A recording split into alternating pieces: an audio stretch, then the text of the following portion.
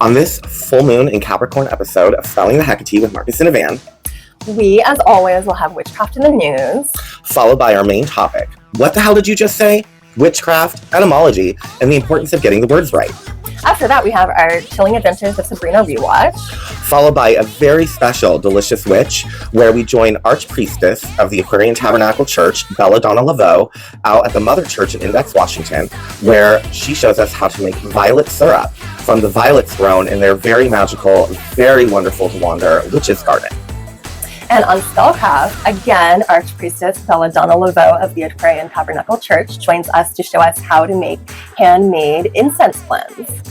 Lastly, our Witchy Media review, 2011's film Immortals, starring Luke Evans, Stephen Dorff, Kellen Lutz, Henry Cavill, and a whole other bunch of hot people. So all this and more on Spelling the HEKA-TEA with Marcus and Evan. Join us!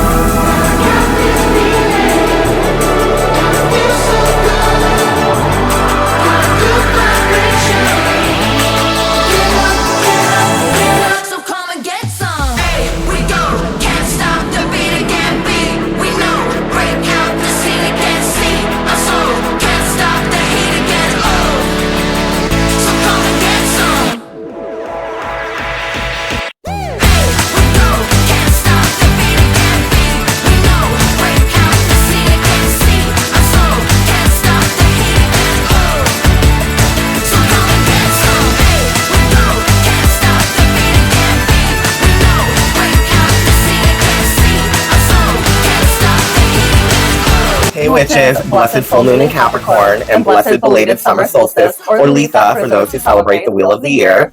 And welcome to an all-new episode of Spelling the HEKA-TEA with Marcus and Evan. I am Marcus James, author, activist, witch, and as I always tell you, and as was always made clear, a very perfectly defiant and very femme homosexual. It's so true. And I am Evan. I am a legal assistant, a witch, a fiction editor, and a big old lipstick lesbian. Also true. If you are very guilty. If you are new here, welcome. We are so excited to have you. We drop episodes every full moon and new moon right here on YouTube, usually. Unfortunately, I was a little ill. We'll get into that in a second, but we did miss an episode. But normally, every full moon and new moon right here on YouTube. For those of you who are joining us again, thank you. We are so glad that you are here. There's a reason we call you returning champions, and that's because you join us and put up with us in our shenanigans. You are the champions, our friends. You really are the champion. If you like what you see, please do not forget to like, comment, subscribe, hype, and share. And help us to continue to grow and build and spread wide open this very wonderful, very beautiful, very magical, baneful, and blessed coven right here in our corner of the circle. Where, as always, we are two homos, one cauldron, and it is a spellbindingly good time. Absolutely, root and tooty, fresh and fruity. Woo! Very fresh and very fruity. Very much. All right, so as I just briefly mentioned, I have what is called under the weather. You're like, what? Everyone goes, it's like under the weather. This is actually not true. We use the term under the weather now to just mean, oh, I have a cold or I'm sick. But people who actually suffer from under the weather syndrome have a physiology that reacts very negatively to very drastic fluctuations in temperature. So if it's like 65 degrees one day or a few days in a row, and then suddenly the next day it's 98 degrees, I will be so fucking sick. Like chills, the shakes, your typical flu-like symptoms without the vomiting, but like migraines, depletion, all the other classic symptoms. And it happens to me every time that there is a drastic temperature fluctuation. I will just be horrendously ill. And this one just laid me flat. Like I lost my voice. Like there was no mustering anything for us to pull an episode together. No. So that is why we missed the new moon. So apologies. Yes. That being said, it's June 29th. It is. Which means August will be our season finale. And then we will be gone for the month of September. We did get the Wheel of the Year out of the way first season. We did. And as a result, as we told you guys, we're not going to do the Wheel of the Year every freaking episode, every season moving forward. That would get boring for you guys really fast. Very boring. And yes, we're going to talk about them and things like that still, but the focus, not. And we were like, we need a month that we can take off to kind of show plan and prep for the next season. And September, the autumnal equinox, when everything is changing, dying out, just seemed like the perfect month to be our hiatus month. So yeah, just giving you a heads up. You got a couple more episodes left with us, maybe about 3 or 4, and then we will be gone for a month. Yes. And we'll be back for our season 3 premiere, which as always is the Samhain Dios de los Muertos special. So just giving you guys a heads up now. Maybe we'll do a special, like, you know how sometimes we'll do a very special episode of, or sometimes we'll do a little short Kiki episode. Maybe we'll do a short little Kiki episode to kind of make up for the episode lost. Because I know for me, like, when I would watch shows and like they were because of like a sporting event or something, like, you know, episodes didn't air or whatever, like, or a couple episodes short, and that would always piss me off because I'd feel cheated out of that season that, like, I didn't get 22 or 23 episodes. I only got 18 or 19 when it normally is 22 or 23. Like, of course, now we live in a day and age of episodes shows take 1.5 to 2 years to make and are only like 8 episodes long. But back in the golden era of television, when it was great and wonderful, and our main source of entertainment outside of books and movies and music in an analog world, you got 22 to 23 episodes a season. But if something happened, a strike or whatever, you would lose. You didn't actually even get those episodes back later. The season still ended when it was scheduled to end, and you just are short some seasons. So maybe we won't short you guys. We should call that little episode lost. Oh my God, we should call it little episode lost. Stay tuned for little episode lost. We're gonna make it happen. Maybe we can make it all about doing spells to find lost items. Ooh, that would be cute. I'm always I love that. Yeah, I'm always having to do spells to like find shit that I've lost, or that like Feyfo will like take. And you need to get your shit back, and so you have to do witchcraft because like I just sat that there and now it's gone. So either some Feyfo or some ghost came along and fucking took it. And you're like, normally you're like, I got the patience, but you're like, bitch, I'm running late, and so you have to do like a find this shit location spell. Yes. So maybe that can be that would be cute. All right. Anyways, sorry for that side ramble. We're gonna get right into it with Witchcraft in the news, and I am kicking us off. Savannah did so the last time. She made the ultimate sacrifice. A goat?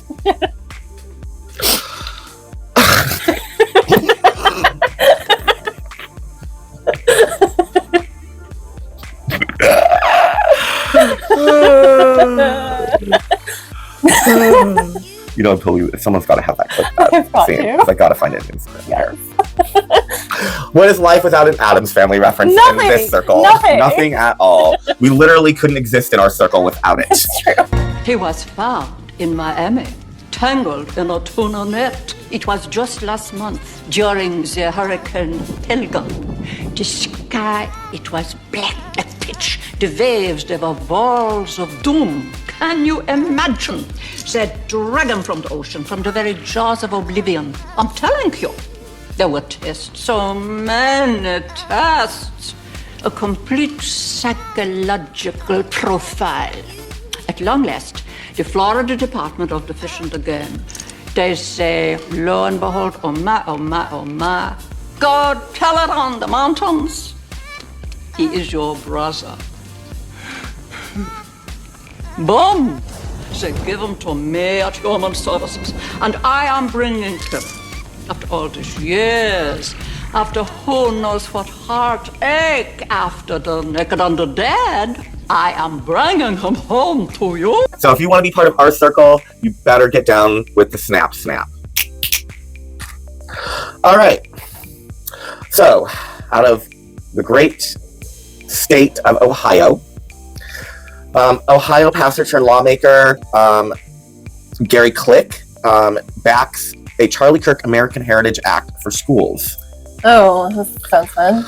Yeah, so State Rep of Ohio, Gary Click, likes to think about often the comfort he felt in going to church as a child and when he declared his faith before his congregation at the age of 12.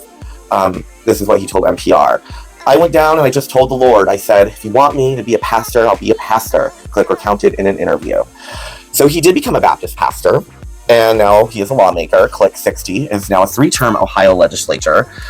He says that God created 3 institutions: the family, the home, and the government. Okay. Government existed before Christianity or Judaism or any of those Judaic, Abrahamic, Yahwehic shit religions, but okay.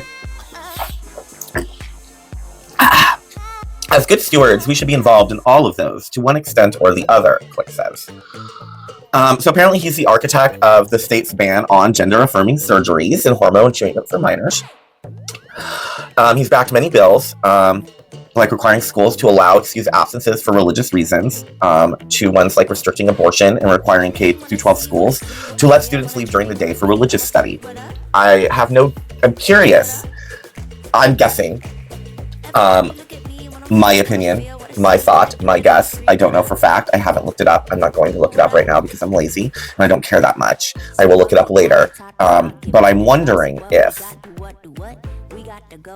it's for all kids of religious faith or strictly Jewish kids and Christian.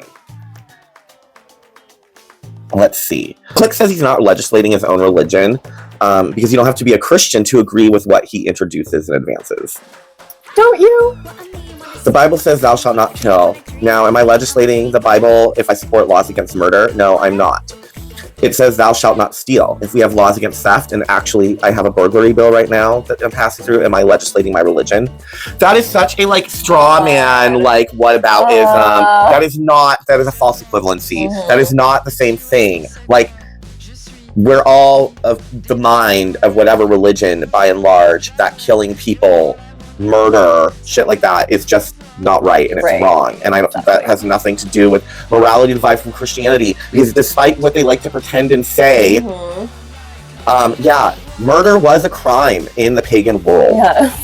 There were it's not like they just like to pretend that they always like to say, oh, before Christianity came, everything was running rampant, you can just do whatever you wanted and steal and murder. No, there were laws in the pagan world, in the pagan run world. There were still laws against theft and stealing and coveting and all this shit. The 10 Commandments are literally just repackaged, repurposed older laws. There was even a weekend in ancient Rome. Yes. No. The bill says it would permit the teaching of the... Okay, so let's see here. Since last year, Click's been working on passing the Charlie Kirk American Heritage Act. It has already passed the State House, and it's in the Senate. The bill says it will permit the teaching of the positive impact of Judeo-Christian values in U.S. history. It lists 24 examples, apparently, from appeals to divine power in the Declaration of Independence and the religious backgrounds of the signers to the impact of evangelical people like Billy Graham. So fun. My great-grandmother pen palled with Billy Graham. Really? Often. So that Billy Graham is... Oh, yes. Billy Graham, I've seen handwritten letters as a child from Billy Graham in which he was saying that he would pray for me or for my brother or for a family. And him and my great-grandmother would converse back and forth. A couple of other states also have similar bills, though they're not named after Charlie Kirk. Click says that he hopes his will be a model. He named the bill after the Kirkster, whose rhetoric obviously offended many, but also resonated with other people, and he sees a connection. One of the reasons that people hated Charlie, I think, is because he was advancing Christian principles. No. I mean, bigoted Christian principles, sure, but racism, homophobia, there's a long list of reasons why people disliked the Kirkster. The Christian history of our nation, and people didn't like that. They hated that. They rejected that. And I think that's what took his life. And so I think people need a better education. Obviously, opponents of the bill say it's unnecessary or would just completely rewrite and askew history, which it would. I have never heard of a single teacher in Ohio that says they're afraid to teach any of the content that's in this bill, says Ohio Council for the Social Studies President, Sarah Kaka. Sarah worries that any time the legislature is dictating direction of educational content, she worries every time the legislature is trying to dictate educational content. It is such a skewed perspective on history, right? It's not balanced by any means. In our organization as a whole, we are very much proponents of historical inquiry, right? So teaching students not what to think, but how to think. Groups backing the laws that center on conservative views of Christianity do go back generations, obviously including the Moral Majority, founded by people like Jerry Falwell in the 80s, and they have won court backing in recent years with the elimination of the federal right to abortion and the weakening of bans on school prayer. Indiana University, Indianapolis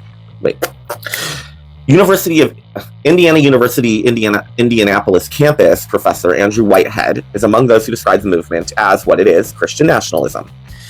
It's the desire to fuse together a very particular expression of Christianity with American civic life, and then having the government at all levels defend and preserve that connection and fusion, Whitehead says. So he adds that the specific view sees America primarily for white Protestant men, which leans towards authoritarianism, which obviously it does. Click, of course, rejects the term. That is a dog whistle. That's a crisis language in order to scare people and take them back to this idea of you're forcing a religion on us. Because you are! Click is a member of the National Association of Christian Lawmakers, which shares model legislation against abortion access and transgender rights. He says the group is interested in the Charlie Kirk bill. Their website also includes proposals to ban same-sex marriage and to tie currency to gold and silver. So in Ohio, the legislation, which is infused with religion, has gained noticeable traction. The decades-old Center for Christian Virtue has notched lots of recent wins, President Aaron Barr says. It's never us, he says. We don't have any votes, right? It's the lawmakers, but we worked with lawmakers on all of these issues. A few years ago, they bought a four-story building across the street from the state capitol. Under Bear, the CCV looks at legislation across the board, not just from branching out from standard religious rights issues like against abortion, obscenity, and gambling, and they look into a wide range of things to lobby for legislation, from limiting diversity, equity, and inclusion to lowering taxes for rich people. Christians are called to care about every issue, right? Bear says. It's not just like there's the social issues, and those are the issues God cares about. So Sean Brennan, who's a Democrat for Northeast Ohio, he says he struggles with the balance of someone who considers himself a good Catholic when he opposes the stated mission of the Charlie Kirk American Heritage Act, voting against it in the House, as well as other bills which have roots in Christianity. Just look at the history of our nation, Brennan says. You didn't hear George Washington invoking Jesus. And he sees these things that were very divisive. We don't need to sow more seeds of division in our country, Brennan says. We've evolved, we're more inclusive, and I think that makes our state and our nation stronger. Yes. So, gross. Yes. We need less Charlie Kirk, not more. Absolutely. And now I will take you on a little journey. Woo! To New York City. Ooh. Unique New York. Unique. New York. Yeah. Wait. Unique New York. New York's unique. You know you need unique New York. I mean, I have that theater shit still in there somewhere. Exactly. So this is an exhibit that is coming to the Morgan Library and Museum. Ooh, at the Smithsonian? Yes. Ooh. And it is all about tarot. Yay. Yes. So this exhibit traces the history of tarot cards from their origin as a card game to modern occult fascination. It is called Tarot, Renaissance Symbols, Modern Visions, and it opens in June at the Morgan Library and Museum, which was the former private library of financier J.P. Morgan. Yes.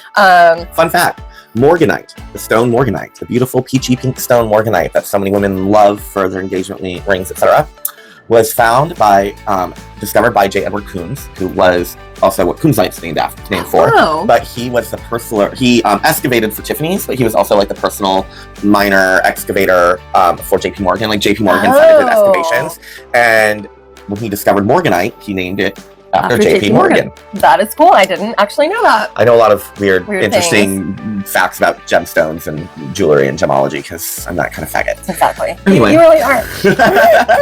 Anyway, so the library director, Colin B. Bailey, said this exhibition marks the culmination of years of careful research into both the history and creation of a celebrated Renaissance art form and the broader history of tarot, tracing its influence up to the present day, where contemporary artists continue to draw on its imagery to create sublime works of art. Love. Yes.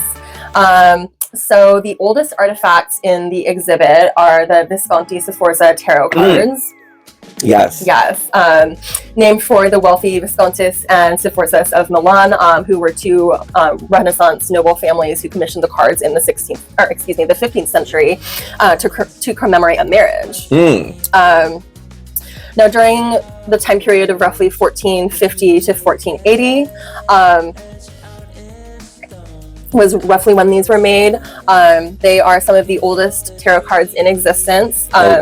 74 of the 78 cards survive today, which is really cool.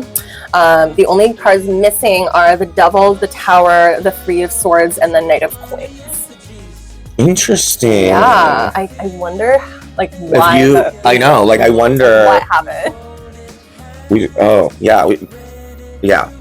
should put that together later and see what that reading was. Exactly. And we don't know obviously the order that they were laid out, but maybe by putting it all together, we can maybe piece together the order. Yes. We should definitely do that. That's very fascinating. Okay, so this is going to be a project we will do for the next episode. Yes. We will try to unravel the mystery of the Viscountess's deck. Yes. Boop, boop, boop. So anyway, the Academia Carrara loaned its cards to Morgan for the tarot exhibit, marking the first time most of the deck has been displayed together in North America, which is really cool. That is. The exhibition will also include some cards from two loosely related decks, the first being the Visconti di Madroni Tarot from Yale University, and then the Brambilla Tarot from the, excuse me for my pronunciation, the Pinacoteca di Brera in Milan. Nice. Yes. Now, of course, today, tarot cards are used as a method of divination. People read them and interpret the messages within. Yes. However, in 15th century Italy, it was actually a courtly game of skill, per the statement. A typical Italian deck of playing cards had been composed of 4 suits. As we know, cups, swords, batons, and coins. Sometime in the 1400s, an unknown innovator added 21 trump cards, or tarocchi. Now, the tarocchi are all figural, representing characters like death or objects of the chariot. They're now known as the major arcana, while the regular cards are called the minor arcana. They reflect ideas probably familiar to Renaissance creators. However, today, the symbology of each card can be difficult for us to understand in some contexts. Right.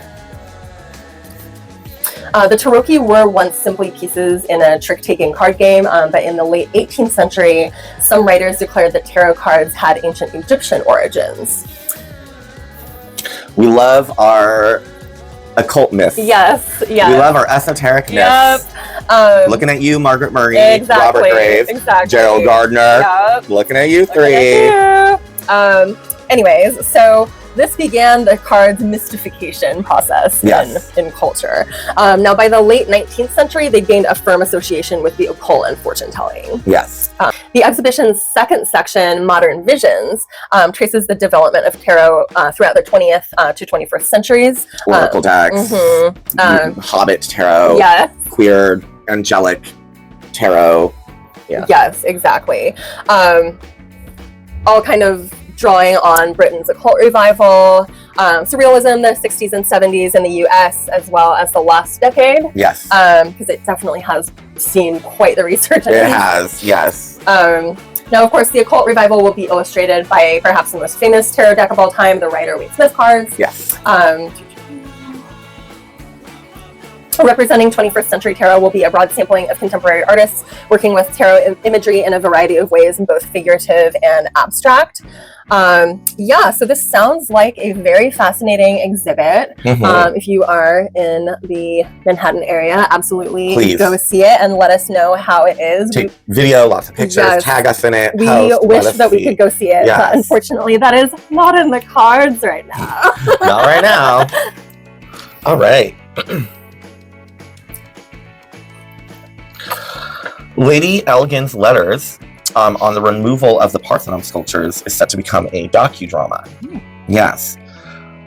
So, no matter how many lectures, books, and studies are published on the theft of the Parthenon sculptures, no matter how many sound arguments and evidence we present in support of their return, The wider public will never grasp the essence of the issue as powerfully as it can through the force of image and storytelling, is what the director of the Acropolis Museum, Nikolaus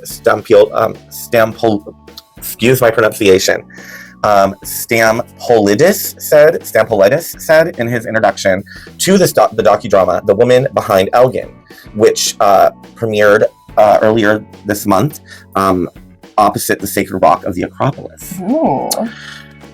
So, as many people, in terms of the scholarly world, the story of the Parthenon sculptures has been retold over and over again, from one side to the other, argued from every direction by everybody in terms of why they were taken, who they belong to, should they be returned, etc. So now the story is told through the perspective of a woman who was very close to all the events, and that was Lady Elgin, and it's drawn from a series of her private letters of hers that shed light on exactly how they were pillaged and taken from the Greek citadel. The microhistory that becomes macrohistory, according to Stampolidis. It's a story around which all of this extensively researched documentary revolves. Actress Mimi Denisi narrates and also wrote it, and she takes viewers through early 19th century Europe in order to follow in the footsteps of Lord and Lady Elgin when they leave Britain for the Ottoman Empire, where he was posted, where Lord Elgin was posted as a diplomat. So, from the outset, though, his true obsession is actually the monuments of the Acropolis. In the dramatization, which they use to enhance the, speaking engagements and these types of things, it has a lot of interviews. It's enhanced by animation with music to immerse you in the situation. It's interwoven throughout with interviews with experts like archaeologist Elena Korka, and then British supporters of the Greece's campaign for the return of the sculptors, which include actor, director, and writer Stephen Fry. Oh, which, wow. Yay. Yeah. So these letters also serve as an important complementary source, helping to see both the aesthetic sensibilities and the intentions behind Elgin's mission and the activities of his associates in Greece in order to steal these icons, these idols. So the two-part documentary is directed by Katerina again, apologies on the name, Evangelikou, and it's scheduled to air next season on ERT. And it's intended to inform and ultimately mobilize as many people as possible in support of Greece's cause. The final word, of course, belongs to the other side, as Greek President Konstantinos Tassoulas remarked at the event. By reuniting the monument, may Great Britain prove that even today it remains not only Britain, but great. So he's trying again to just really underscore the importance of the reunification of the Parthenon sculptures back to the Parthenon. That's wonderful. Which they want they want the statues put back up. Yeah. And they need to be put back up. They do, yes. They need to be returned. And honestly, it shouldn't be up for debate anymore at this point. No, it really should not. It should just be done. Yes. It should just be returned. Okay, so archaeologists have unearthed a 1900-year-old burial of a priestess from an Aphrodite cult in the ancient necropolis of Phanagoria in Russia, which is interesting. Very interesting. She had a warrior's burial, complete with a cache of artifacts and an ornate sword. Phanagoria was established on the coast of the Taman Peninsula in southern Russia along the Black Sea. It corresponds with the present-day boundaries of the Strait of Kerch. Okay. The Phanagoria Archaeological Expedition, which has been underway since 2004, reported that the priestess's grave, which dates to the 1st century AD, was found in the summer of 2022 by archaeologists Nikolai Sudarev and Mikhail Trister. Ancient Greek goddess Aphrodite, of course, was associated with love, lust, beauty, pleasure, passion, and procreation, along with so many other things that... She had a beard, there's intersex Aphrodite, penis Aphrodite. And so many of her warlike aspects that don't get talked about. And her scary, spooky aspects. So just needed to get that clarified, because the article that we read for this, it did not mention any of that. No, just her fuzzy lovey shit. Yeah. Anyway, so the grave included a silver medallion 7 centimeters in diameter and 15 millimeters thick. This ornament displayed Aphrodite and signs of the zodiac, although interestingly enough, it was specifically absent the signs Aquarius and Libra. That is interesting. Isn't that? These medallions were usually used as brooches, pendants, or headgear associated with potential indicators of astrology. Now, since the medallion was fully intact, it is a puzzle as to why these two signs were missing, but of course, further investigations will probably help shed light on this matter. I personally cannot wait for more information about that. Yeah. I think it's really fascinating. That's something like I do in my own practice all the time, is like I love to study like different holidays associated with my deities, and then to see like the astrological correspondences of those. Right. So it's really interesting reading about this as well, and that that this particular artifact was specifically absent of those two signs. I would love to know what really the significance of that is. So historians believe that the sword in the grave, which was originally from early medieval Iran, is suggestive of representation from Fanagorian elite. The warrior was likely a member of an aristocratic military culture of the Bosporan Kingdom, an ancient Greco-Scythian state located in what is now eastern Crimea. Okay. Bosporan Kingdom is often recognized as the first truly Hellenistic kingdom. The revered sword had a distinctive golden pommel in the wooden hilt, which helped trace its origins to the Iranian group of swords. I love that. Yeah. Now, the sword was, among other finds, like fragments of a harness, buckles, and belt tips, along with items indicative of higher social status, such as glass jugs, utensils, wooden boxes, etc., things like that. Probably the sword was a part of diplomatic offerings from the East or was a war trophy. This in turn would allow us to conclude that during this period, Phanagoria actively participated in political processes in Black Sea regions and in Caucasus, according to a statement by Oleg Derispaka Volno Delo Foundation.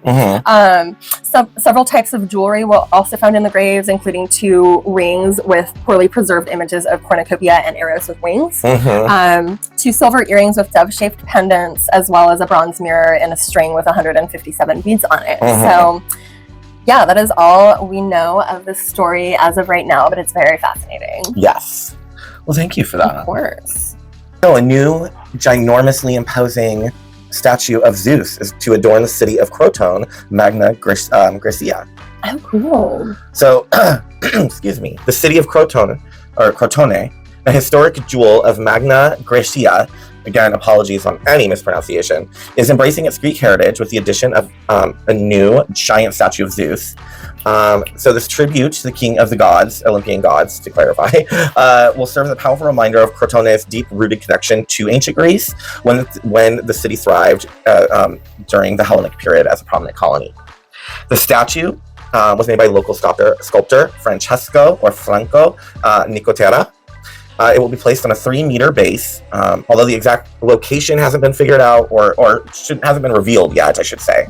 It is part of a broader project of cultural enhancement that aims to transform Crotone into a real open-air museum. So Crotone is proud of its Greek origins, which was the ancient Greek settlement of Croton, or Croton, so one of the first Greek colonies, which was founded in southern Italy. So part of the flourishing colony of Magna Graecia, Croton was established by Greek settlers who left the region of Achaea just opposite it on the other side of the Ionian Sea. And this was in 1710, before the Common Era. So for the ancient Greeks, land was not confined to just Greece and the nearby islands. There was Asia Minor, Italy, of course, parts of Upper Europe, Northern Europe. Upper Europe. So the ancient Romans referred to the southern part of Italy as Magna Graecia, literally meaning Great Greece. Dozens of Greek cities were also scattered throughout the foot part of Italy. As we know, Italy is shaped like a boot. A boot. I say Canadianly. And they're in the foot part of the boot. So, of course, Greek cities were all over Sicily. There exists today a tiny enclave of Greek-speaking people in the Aspromonte mountain region of Reggio Calabria, which seems to have survived for a millennia now. Their language is actually known as Greco, and they have survived empires and invasions, ecclesiastical issues, dictatorships, attempted nationalistic assimilation. Greco is a variety of the Greek language that has been separated from the rest of the Hellenic world for many centuries, probably because it's a mix of other things. Yeah. So the choice of Zeus was not random. Crotone, with its rich heritage from Great Greece, is actually deeply tied to the mythology. The cult of HEKA-TEA, revered in the famous sanctuary of Capo Colonna, represented a central element for ancient Crotone. And the connection to Zeus further emphasizes historic and symbolic significance of these divine figures for obvious reasons, Hera and Zeus. So, the new initiative follows other recent works, such as a bronze statue of HEKA-TEA, which was made by artist Antonio Affodato, and was placed on the city's promenade. That's amazing. Isn't that cool? Yeah. And their aim, again, is to strengthen their cultural identity through contemporary art and connecting the past and the present. With the works, in addition to celebrating historical memory, which it offers new points of study or interest for the citizens and for tourists alike.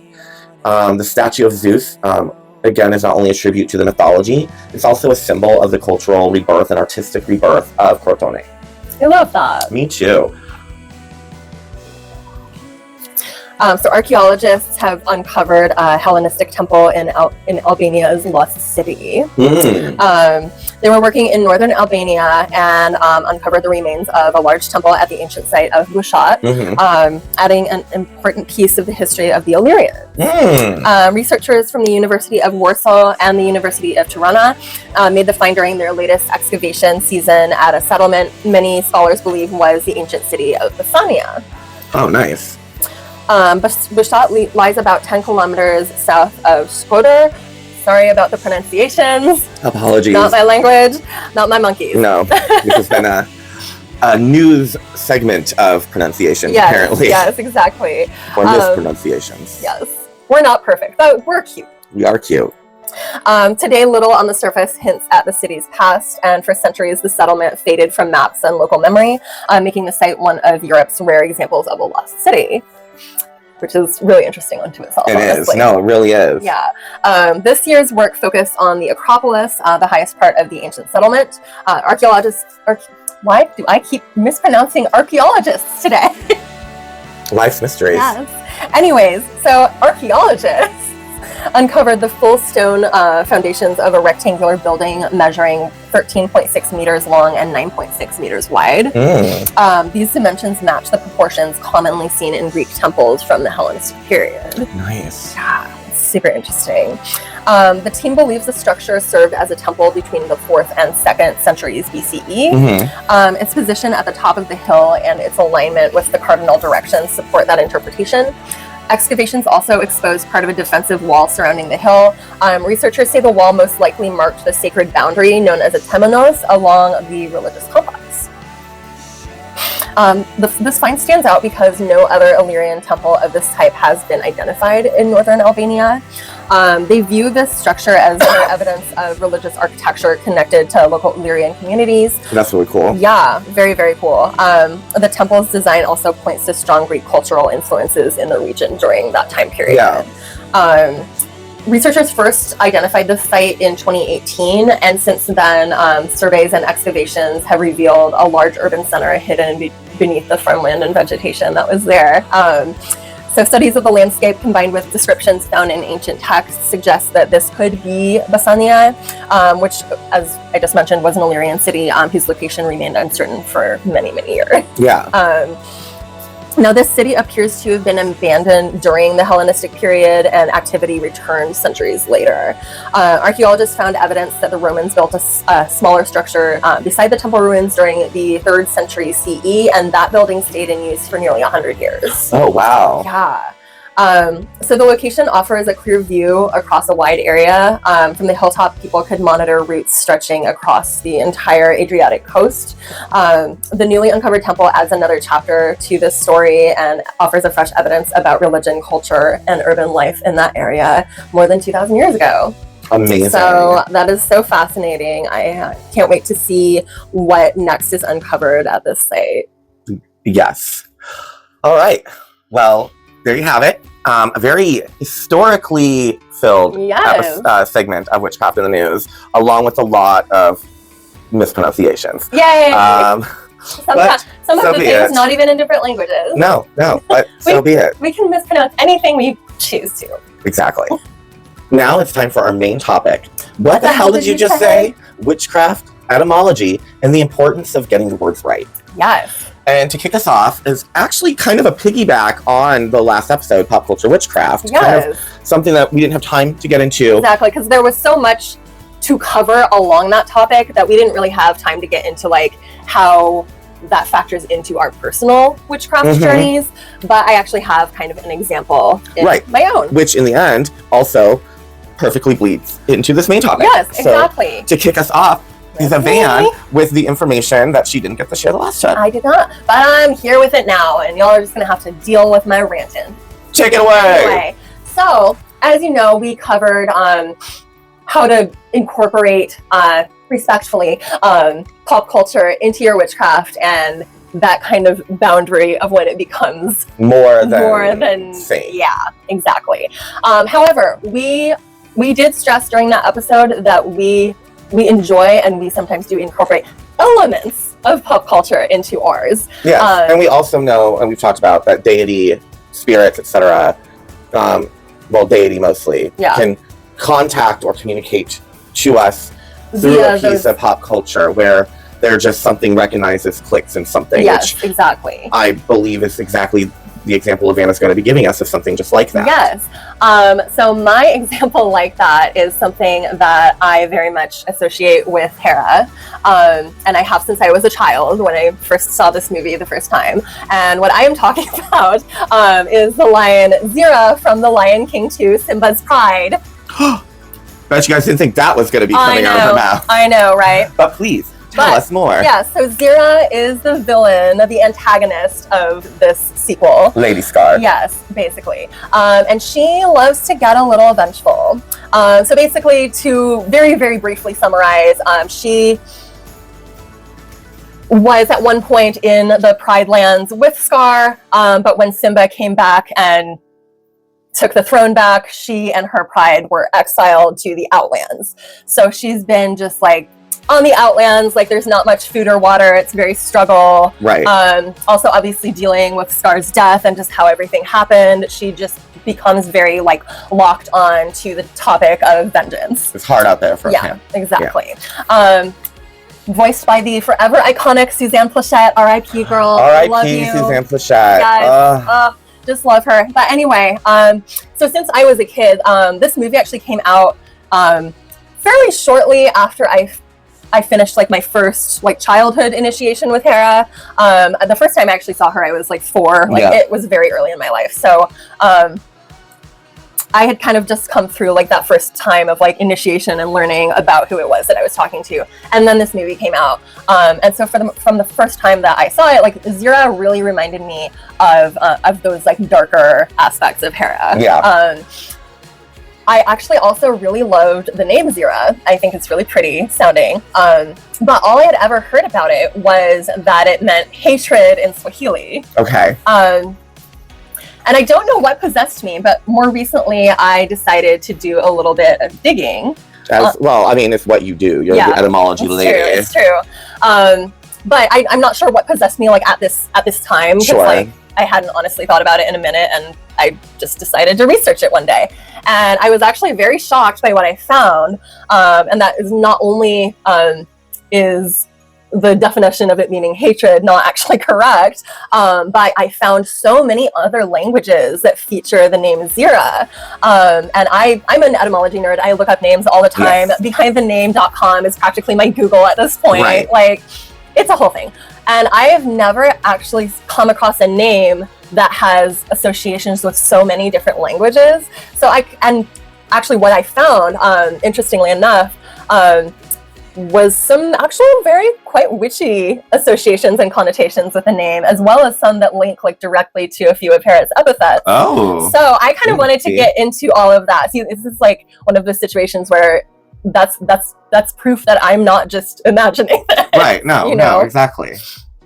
We call it confirmed Gnostic knowledge. Exactly. Confirmed deific downloads. Yes. So the first language I found this in was Turkish, and it's actually a conjunctive word, and it can mean a couple of things. Alternatively, then, before, because, or for. So for me, it's like it's as a name, like it could refer to like time or reason. Yes. You know, so I like that. In Arabic, it means warrior. Hebrew, it has various meanings, including messenger, dawn, shining light, seed, and beginning. Oh my God, so many of those are literally HEKA-TEA. Oh my gosh, that's so true as well. So like put together, it really reminds me of like all of those Lightbringer names, like anything like beginning with L-U-C, like Lucia, Luke, Lucian, Lucy, all of those names, you know? Now in the Shona language, which is spoken in Zimbabwe, Botswana, and Mozambique, it means path. Latin, it refers to armor and protection. Ukrainian, it means star. Interesting. In Swahili, what it does actually mean is it has a couple of meanings, but as a verb, it can mean like a stubborn refusal or to abstain from something. It can also, when used as a noun, it can mean the shroud, as in like a funeral shroud. Yeah, and in Hindi and Persian, actually Old Persian, not Farsi that we speak today, but it refers to cumin, which is really interesting because cumin specifically is associated very much with fidelity and wedding rituals in very many cultures, which is another thing I'm like, this Sumerian shit. But what I found actually the most interesting was in Berber, it means moonlight. But it also has connotations of like beauty and elegance. And also another connotation of it in the Berber language is that it's a talismanic name. So it's believed to like protect the bearer from evil or malevolent forces entering into their life. Now, one other thing I found interesting about that specific definition was that the Berber tongue is spoken in a few places throughout the globe, but one of those places is Egypt, specifically the Siwa Oasis. And if you watched our Zeus episode, you will recall that that's the location of temples to both Amun-Ra, Egyptian, and to Zeus Amun and Hera Amunia. Interestingly, the Berber usage of Zira is derived from the male Tiziri, but it's also a standalone unisex name. And I found this really interesting that there were at one point lions native to that area. I'm talking about the Barbary lions, aka the Atlas lion or the Egyptian lion. They are currently extinct, unfortunately, due to excessive hunting. But what I found really interesting is that physically, they had the dark manes, they had the darker coats, they had kind of like a slimmer build than the Savannah lions, which actually means that they were resemblant more to like Zira's pride in The Lion King too. Yeah, exactly. Interesting. And Barbary lions in captivity were kept by royalty. Yes, I didn't know that. So I feel like it's very, very interesting with all of these connections. But I did kind of want to get a little more in depth into the misconception in the Swahili terminology. So the misconception about this word that was perpetrated by Disney was that the name Zira in Swahili directly means hatred. However, that's not the word for hatred in Swahili. That word is chuki or chukia. It sounds to me like it's being conflated, and I researched this. So from what I can see, which obviously, like, I preface this with I'm not a Swahili speaker. This is just from what I could find while researching, but it seems to me that this is being conflated with the similar sounding word hasira, which means anger. But it's more like anger, bitterness. There's a Swahili proverb, hasira hasara, which means anger is loss, meaning that if you act from anger, you will end up hurting yourself the most. Which, I mean, well, very relatable to the character. Like, it's the wrong definition of what the word means. Now, it's also important to note that hasira, sira, and zira are all different Swahili words, none of which directly mean hatred. Now, of course, hasira means anger, frustration, or resentment. Zira as a verb means to refrain, avoid, or refuse to do something. Now, of course, like used as a name, I feel like that would more so refer to like someone who's like stubborn or obstinate, set in their ways. Now, the word Zira can be used as a synonym of Chukia, but this is more so with like a colloquial, like sarcastic connotation, like, oh, they're so hateful, you know, but you just mean they're being stubborn. You know what I mean? For instance, Zira, when used that way, more often refers to like refusing to do something like rejecting food or something like that. Right. You know? Now, Zira can also refer to a funeral shroud, like I talked about. This is really funny, actually. Sira, with an S, in Swahili, is the sediment that settles at the bottom of a bottle of wine. Oh. Which I think is pretty funny. Now, I will say, like, there is one moment in the movie where she does actually embody like the meaning of her name in Swahili, and it's during like the final like battle sequence, and Simba says to her, "Let it go, Zira," and she's like, "I'll never let it go." Like, that's what it actually means. Right. You know, Right. To stubbornly refuse to do something. Now, obviously, it's not going to be very common as a Swahili name because it's still not like a very like positive connotation in that language, but it doesn't mean what Disney told us to mean. Sure. You know what I mean? So just to wrap up this topic, the last kind of thing that I want to talk about, especially because like as we're talking about, like I'm seeing this character like through a very Harrian lens, yes. right? So I did want to kind of get into specifically like the definitions through the various languages that connect back to our epithets. Firstly, the funeral shroud usage of Zira really reminds me of HEKA-TEA, who is the all-powerful widow, right? Which is kind of interesting. The Hebrew Zira referring to the sun. Which actually that makes me think of for later this episode, this segment. But HEKA-TEA, yeah, we have an example again of not understanding etymology correctly. And so making your own shit up. So we can definitely circle back to that in a bit. Yes. The Hebrew usage of Zira referring to the sun obviously would link to Hera Ammonia, as would the Barbary lion's connection to Egypt and the Siwa Oasis specifically. There's also like scenes in the movie where she's shown like with the blazing sun behind her, you know. I also like that there's another usage that means the beginning, which I feel like is, at least for me, it reminds me of how in both of Hera's Orphic hymns, like she is referred to as the source of all life. So I feel like that's very like connected in that usage.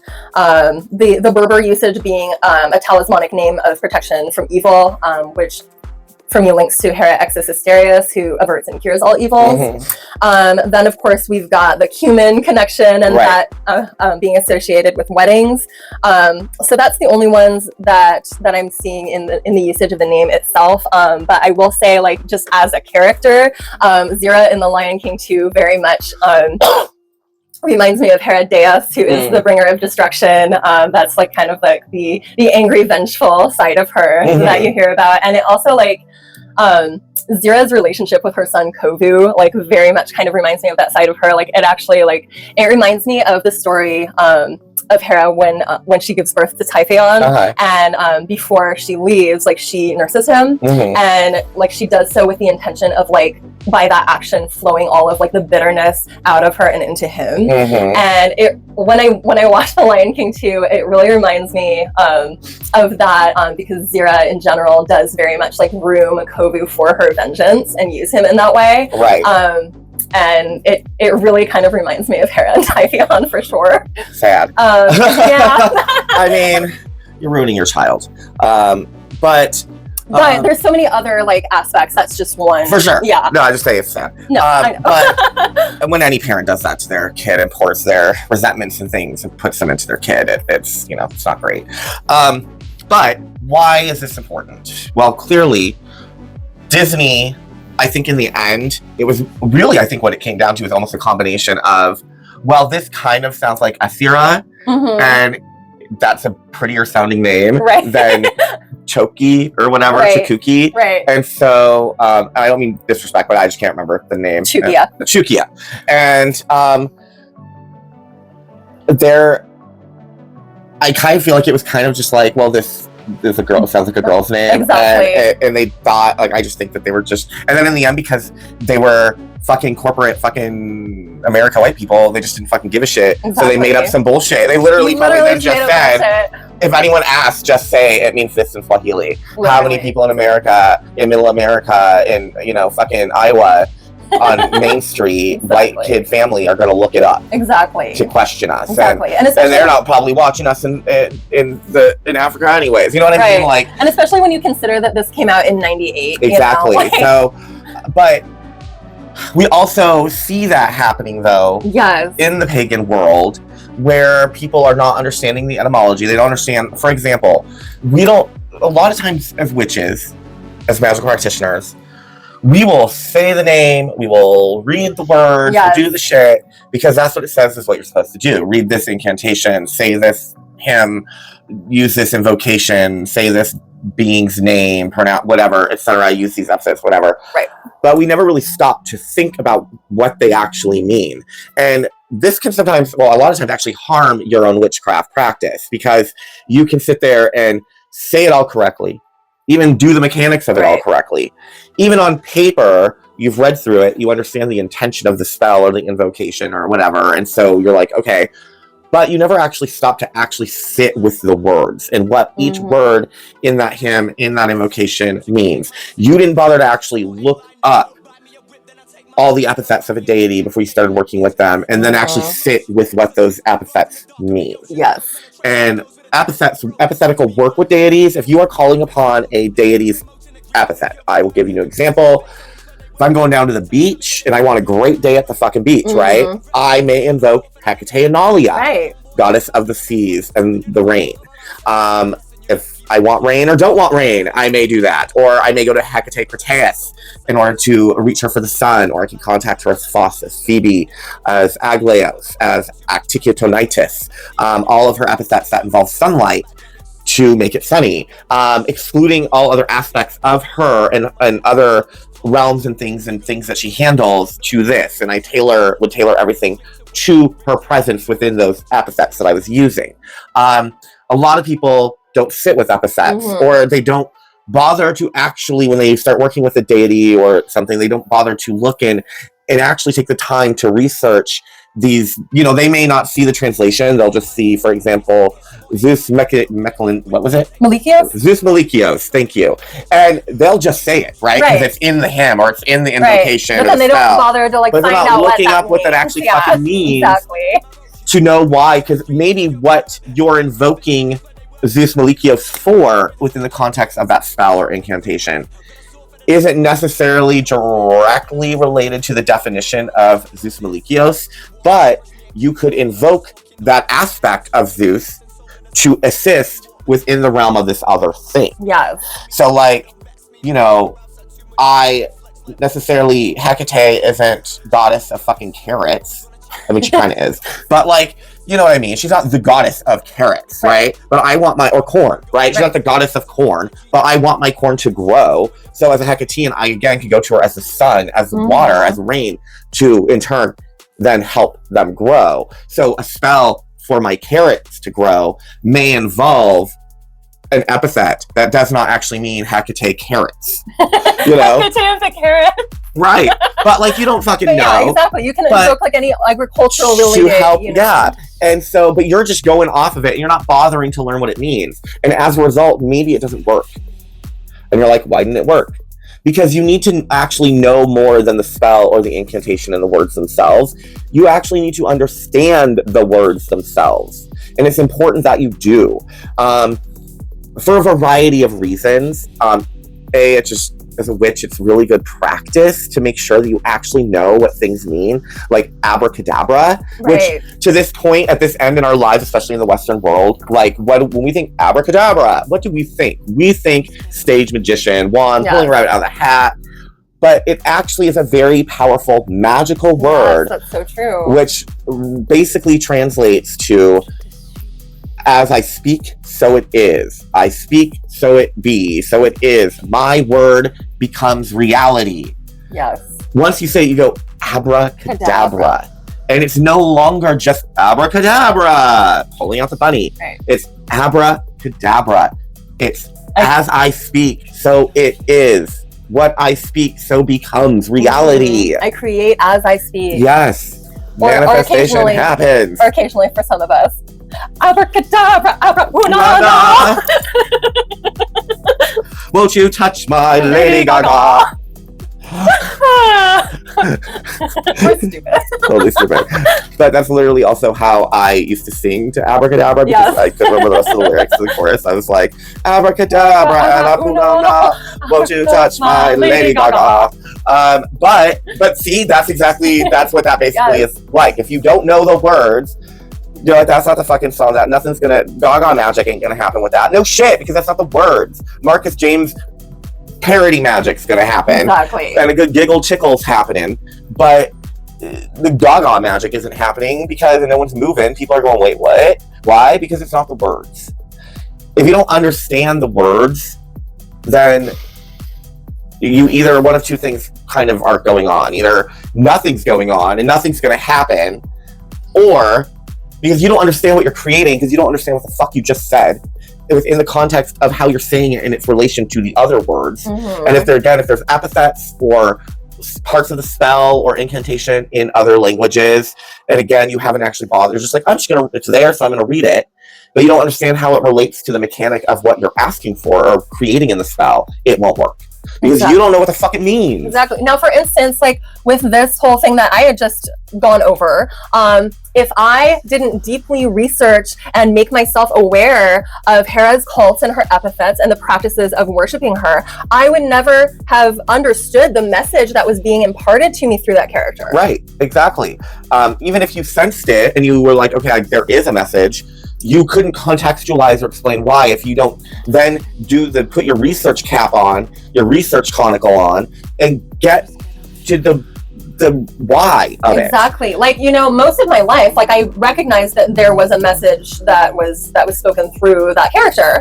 However, mostly, like, until I researched it, like, I thought that and I still think that this is part of the equation for sure, but I understood it as kind of like, I was already very deep with her, but I was also still a child. So I kind of felt like that was, at least in retrospect, I felt like that was her way of saying, like, hey, like, I have tapped you. We are going to be working together throughout your life. But I recognize that you are a child. And because of that, like, I need you to understand so you can be informed about, like, how dark I go when I go dark. And this is my age appropriate way of explaining that to you. Yes. Which I think is very much still a part of what that equation was. But looking up the etymology of the name, I discovered so many layers to that message that are not directly about that. Yes. You know what I mean? And I wouldn't know that if I didn't know her epithets. Well, and an example would be the HEKA-TEA situation that we just encountered. So, a little background. A van came across a post of a person who they were basically trying to work Hera into the Wiccan triple goddess idea framework. Based on 3 of her epithets out of all of her many, just out of these 3, and one of them was Kira, which means widower, and basically like grand widower, like the personification of widowhood, the goddess of widowhood. Yes, exactly. And he took that to mean the crone, which is not what it means at all. No, it's not at all. Like, it's about greed. Right. So, and what were the other? Okay, so Hera does have 4 forms, like 4 main forms. The first is the Virgin. The second is the Bride. Third is the Mother. And then the 4th is the Widow. Now, the first 3, like, she has many epithets that fall under those categories. So it's not as though, like, you can't fit her into a maiden framework with Virgin. Yeah, exactly. Like for instance, like, I feel like when working with her in her 4 forms, like, not everyone is going to call on the same Virgin epithet because there are several. However, with her Widow aspect, there is only that one. That epithet is specifically tied to those times of separation that she experienced from Zeus. During which times she was very devastated and needed assistance from her women to do basic things. However, during those times, because they were not together, she was also in her most solely all-powerful form. So it's about, like, that kind of tie of, like, being in deep grief and yet also being able to step into your power. So yeah, I just kind of feel like there is this big misconception out there, especially right now with a lot of, like, misconceptions in general going around social media without research really being done. But I feel like the big misconception about HEKA-TEA is that she's your granny. When in actuality, like, I mean, it sounds funny, but I feel like this is actually a very astute, like, observation, is that in actuality, she's more like depression Bella in Twilight watching the seasons change. Right, you know right, what I mean? right. Like, because I think what people aren't really considering and taking into account when forming like how they go to her is that like it's not even specifically, although in many cases it is, but it's not specifically has to be about physical widowhood. It's about grief and Correct. loss, you know? Well, and I think that, you know, I think that no one has done more harm to like paganism and the understanding of deities and the concept of deities than Robert Graves and Margaret Murray True. and Gerald Gardner. Now, the triple goddess, maiden, mother, crone concept that we did get introduced to in The White Goddess, for example, and The Golden Bough, and Margaret Murray's The Witchcraft Cult of Europe, etc. Really actually got popularized by the neo-pagan Wiccan author, priestess, Star Fox. And in her book, I think it was one of her first books, she introduces the maiden, mother, crone concept specifically, explicitly, excuse me. And we've seen a lot of things try to get fit into it. Most famously of all, HEKA-TEA, who is not a grandmother. No. She has one epithet that translates to elder. And again, it doesn't mean old. It doesn't mean an old person. It doesn't mean a crone. It doesn't mean an old woman. It means elder, as in she's one of the ancient primordial chthonic, prehistoric, Neolithic era deities. Yes. It's not because she's an old lady. She's not a grandmother. She's not your granny. Right. Just like Hera's not your granny. Exactly. Like, I think that they both would be very like taken aback to be addressed as granny. Yeah, they're HEKA-TEA, just like Hera, they're not your grandmothers. No. Like they're not crones. Crone, the maiden mother crone, is an extremely modern concept. And the definition, this summit of three of Persephone, Demeter, HEKA-TEA, making this three of this maiden mother crone. That's not even how they're related, connected to each other in mythos. Like, no, not at all. There is this need, this desperate need, especially amongst the more traditional Wicca neo-pagan communities, to fit everything they can into the Wiccan concept, the Wiccan framework.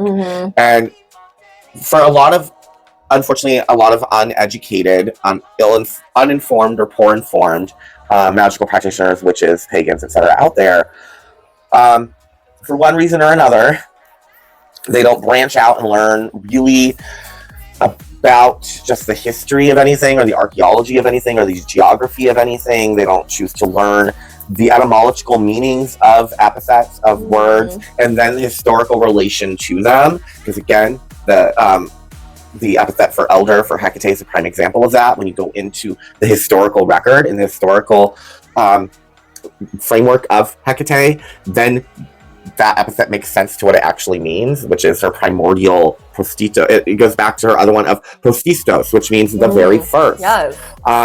Or the beginning. It doesn't mean old. No. And once you can understand the etymological framework and the meaning behind an epithet or a word and a spell or incantation, and then follow where it leads to and where it came from, then you have the entire framework and concept of that deity or that spell, invocation, ritual, etc.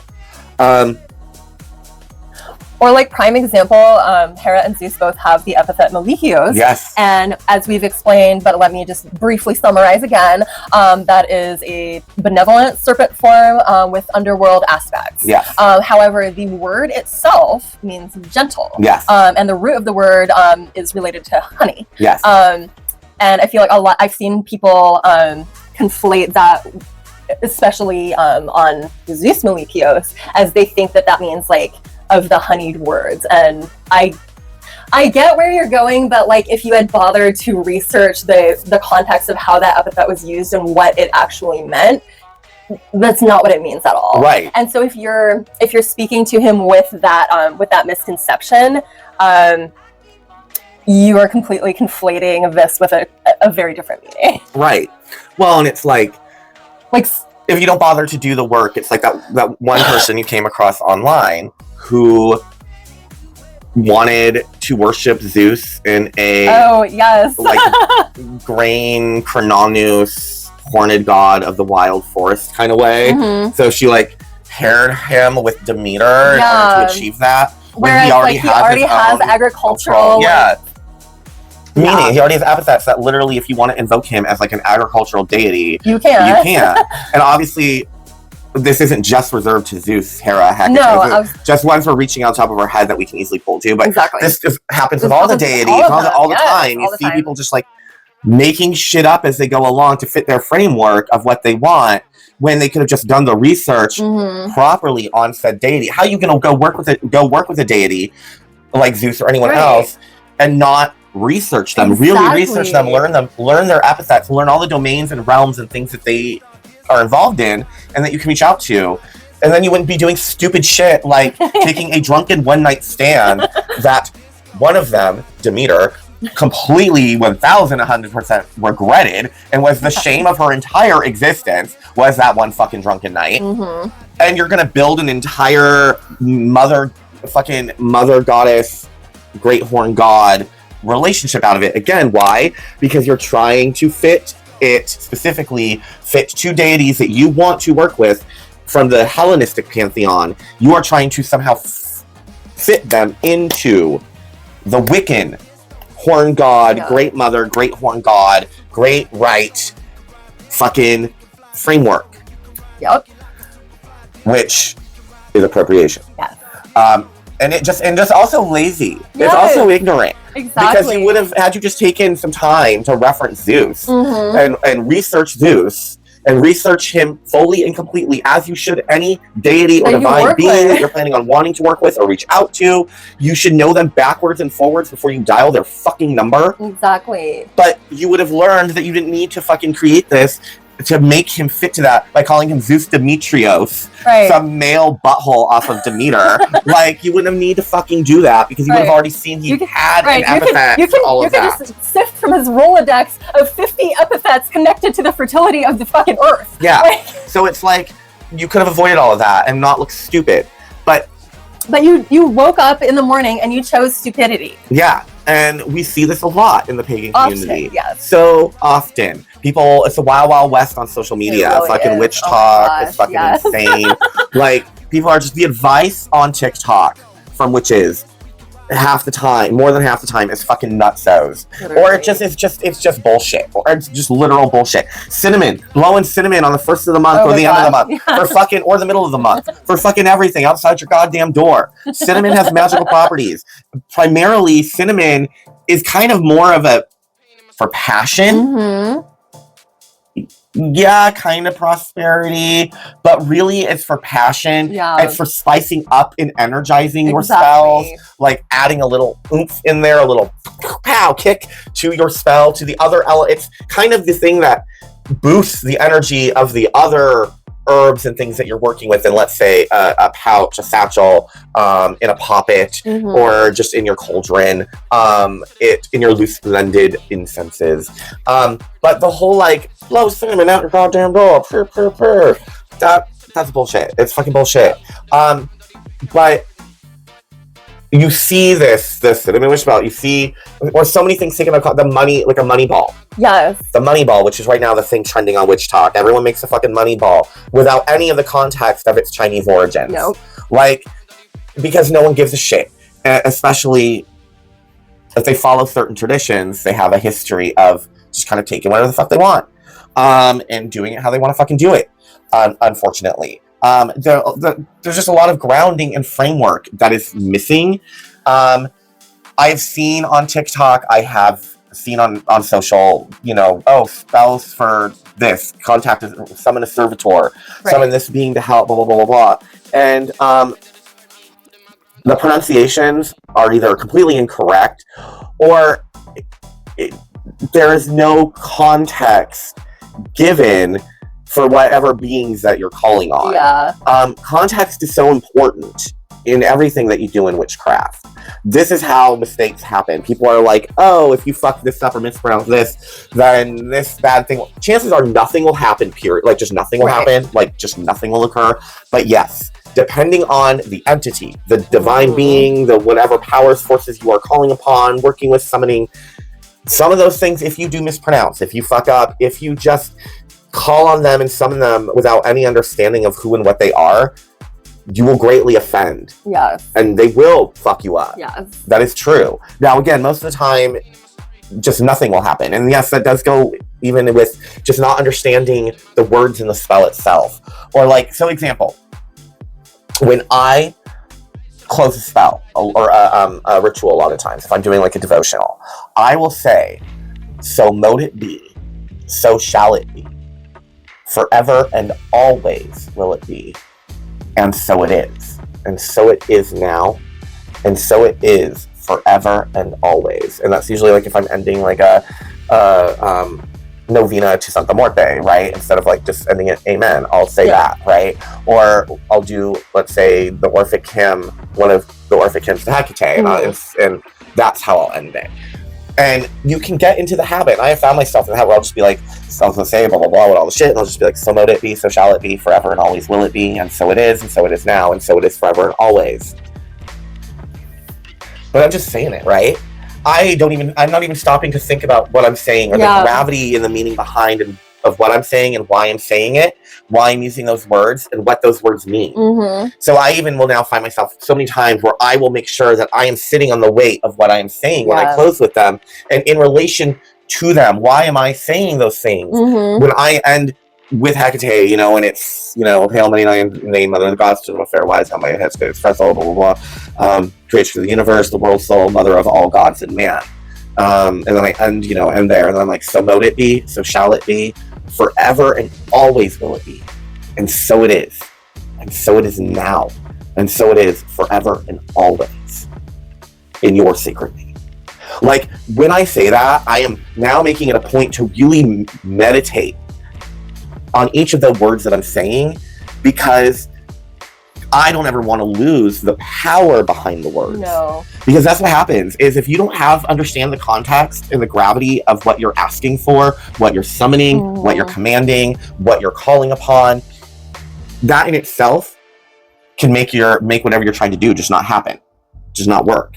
Because if you don't have an understanding and feel the weight and the power behind what it is and the intention, what you're commanding or calling upon, if you cannot really sit with that and feel the weight of it or the power of it, then how are you understanding what it is that you are truly, and comprehending what it is that you are truly trying to achieve?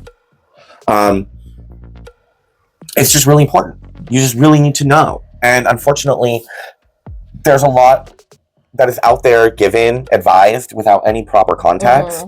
And there's a lot of people out there who aren't really sitting with what they're doing, or who they're working with, or what they're working with, or summoning, etc. They're not doing the research. They're not taking the time. And you can inadvertently really, offend, piss off, appropriate. There's context for everything, especially in the esoteric world. There is context and meaning and root behind everything. Learn what those are. If you come across a spell, a deity, a divine being, whatever, an invocation that you want to practice, do, try, whatever, by all means. But before you do it, really, if there's a spell, if there's a date, whatever, research and take the time. Yes. And if it's a deity, I think also make sure that you are embracing and honoring them in all of their facets and forms, because I've definitely as well seen people who either, again, want to fit them into a box to make it more palatable for them, which at that point, it's just, you're just worshiping your own ego, not deity. Yeah. But I've also come across people, specifically with the Hellenic gods, who say things like, oh, I work only with this aspect of them, like this one epithet. Right. You know? Sure, if that's the only way you choose to approach them and you only ever come to them about stuff relating to that. But I think they would get tired of it over time. Like I just think like after a while, like they're going to want you to expand your knowledge of them so that you can understand who it is that you're speaking to. Yeah. You know what I mean? And also, as much as I love, you know, the older generation teaching younger witches, etc., when it comes to like, you want to work with a deity, we'll use Set as an example. I don't know why. We'll just use Set as an example. You've really gotten into the Egyptian pantheon and the Egyptian spiritual system, which is very complicated. And we are going to do an episode on it, but it's a lot. We're still researching. Yes, we're still researching because it's a lot. And even figuring out the holy days of the deity, it moves literally every fucking year, month, etc., based on astrological calculations, directional, hemispherical directions. It's a lot. And then from there you can figure out what date this year this person's holiday now falls on, versus what it was last year for the same holiday. But let's say you do. Let's say that's your whole thing and you're with the Egyptian pantheon and you're like, yes, and you're like, I feel called by Set and I want to work with Set. Then what I'm going to beg you to do, I don't care, and you're going to, let's say you're in a coven, right? Or you're working one-on-one with another witch mentor or whatever, and I'm sure they're wonderful and they're knowledgeable and that's great. And yes, you know, hear what they have to say always. But when it comes to your education, when it comes to working with deity, when it comes to working with any deities in your life, in the end, that ultimately comes down to you and the deity. It's completely personal, completely private, completely one-on-one. And your work, as we say so many times on the show, your work and your relationship with them will not fit into a mold of anyone else's, nor should it. Question if someone is telling you, well, this is how you do it, this is how you're supposed to do it. No other way is valid, no other way is correct. You can only draw down the moon or invoke deity in this way, and no other way is valid. Every other way is wrong. It's my way and my way only. I know, and I know everything, and I'm so wise. No. Do your own research. If it's Set, then you need to research. Find every book about Set that you can. Exactly. Find every documentary about Set that you can. Find every documentary about the Egyptian pantheon that you can. Find every documentary on Egyptian society that you can. Find every book you can on Egyptian society. Look into Set and all of Set's names, epithets, meanings, Set's ritual structures. Get the Egyptian Book of the Dead. That is one of the most important tomes of the Egyptian fucking religious pagan system, was the Egyptian Book of the Dead and the rites of Osiris, etc. Like, and these are all readily available. I have them, for fuck's sake. Right. Like, you can get them at the library. But you can order them on Amazon. But read and find everything you can about that deity and devour it independently of whatever you are being told and taught in your coven, your school, by your mentor, whoever the fuck it is. Do all of this independent of that person or that course or that study that you've paid for, whatever. If you want to work in a system of math, you need to learn everything about it.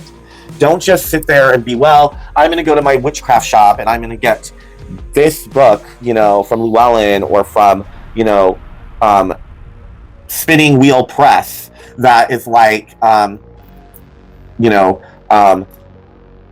Goddess of the Moon magic, and that's simply where you're getting your shit or whatever. Like, no, go out and then get books on whatever, if that moon deity, that lunar deity you want to work with is Selene, for example, then you need to deep dive Selene, everything about Selene, including who she is synced to and connected to. HEKA-TEA being one of them.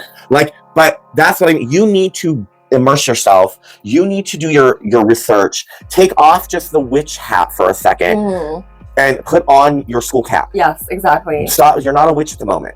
When this happens, this moment, these words, these deities, etc., this magical practice, whatever it is, you're not a witch. Take off the concept of learning about this shit as a witch and think about it as learning it as if you were writing a fucking end of the year paper, a term paper, a dissertation for your professor or for your college, your high school English teacher. And this is, you need to write this amazing in-depth fucking dissertation or you will fail. That is it. Yeah. Like, it's your last effort. You're basically at a failing grade, and the only way to get a fucking D- and pass is to do this fucking essay. And it's got to be backwards and forwards on the deity, and there are special holidays, like everything. So that you are become the expert. So that you become the expert.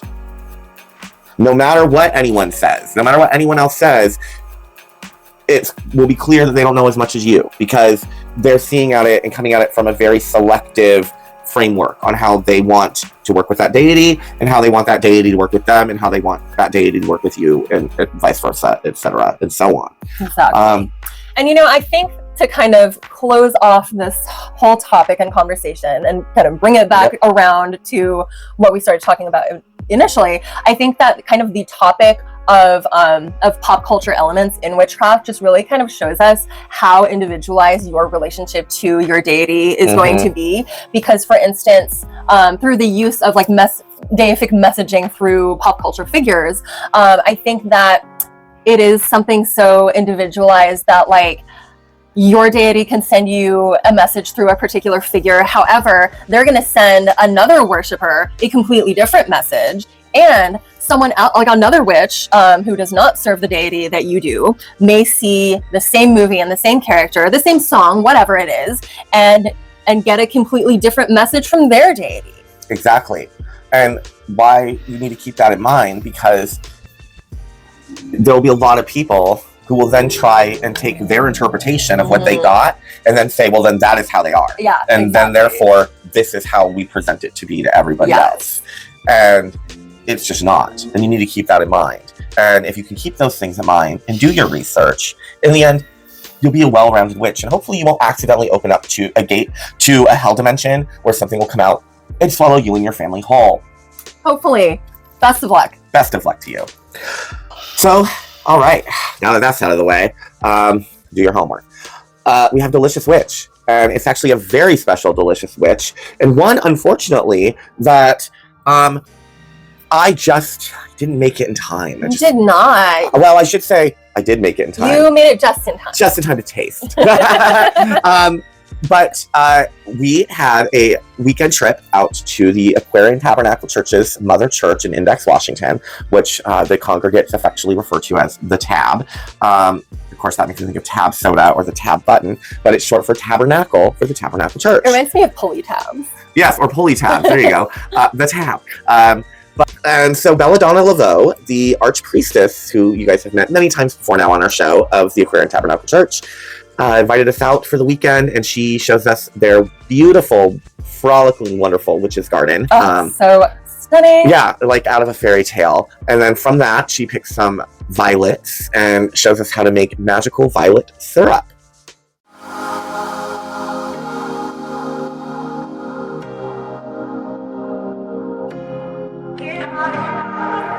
So we are back with an all-new Delicious Witch, although where's Marcus? I don't know, where's Marcus? I have no idea. Hopefully he will eventually stop chasing those fae folk out there, and he will join us here in the kitchen. Marcus!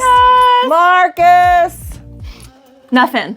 We got nothing. Keep it going. Exactly. Anyway, well, in the meantime, we are going to be learning how to make violet syrup from Arch-Priestess of the Aquarian Tabernacle Church, Belladonna LaVeau. Hi.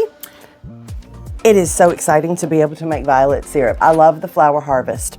So violets are love, protection, psychic ability, and also healing. What you may not know is that in Europe, they use violets for elderberry syrup.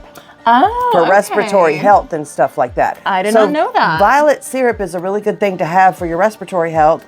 In addition to, it just makes you feel good. Oh yeah. It's a really delicious drink in the summer. Oh, I'm so excited to try it. And we picked these violets from their garden. Exactly. Oh my God. No, they are so beautiful though. They really are.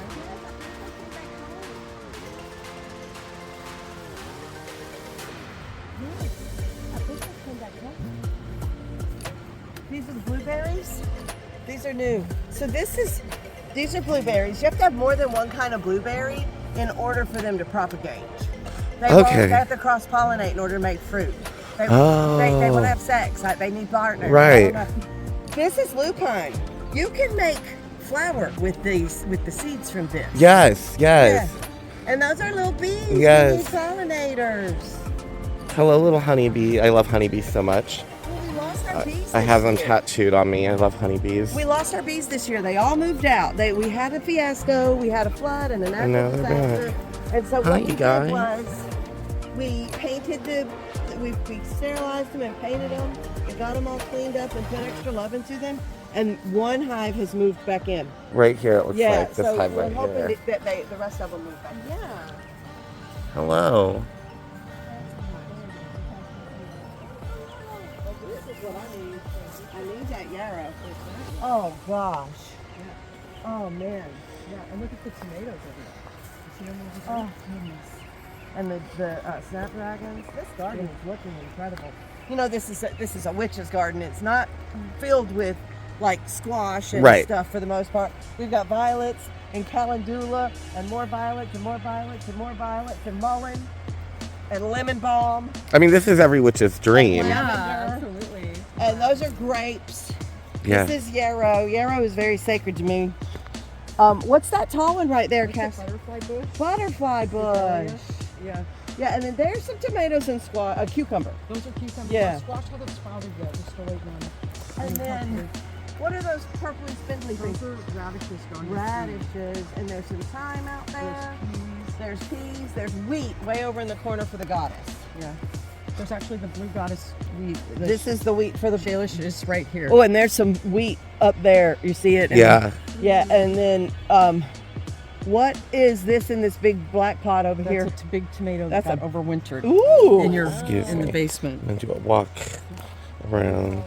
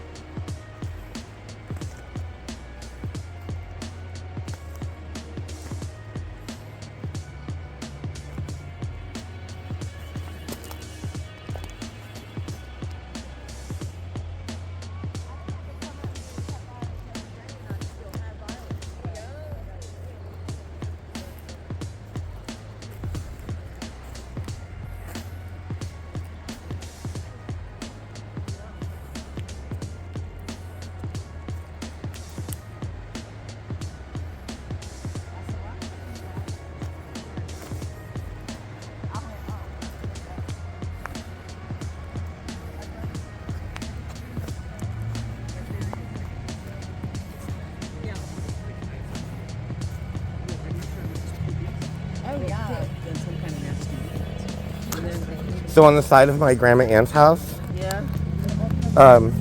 in Bellingham, she has a witch's garden, but it's literally all the same plants you have, all the same ones. So like walking through it, I was like smelling and looking. I was like, oh my god, this is literally my grandmother's witch's garden. Like it's so funny. It is taking us a minute to get it here. Cassidy has put in a lot of work. Yeah.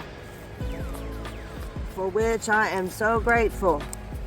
But I could literally cut violets every day and there would still be more.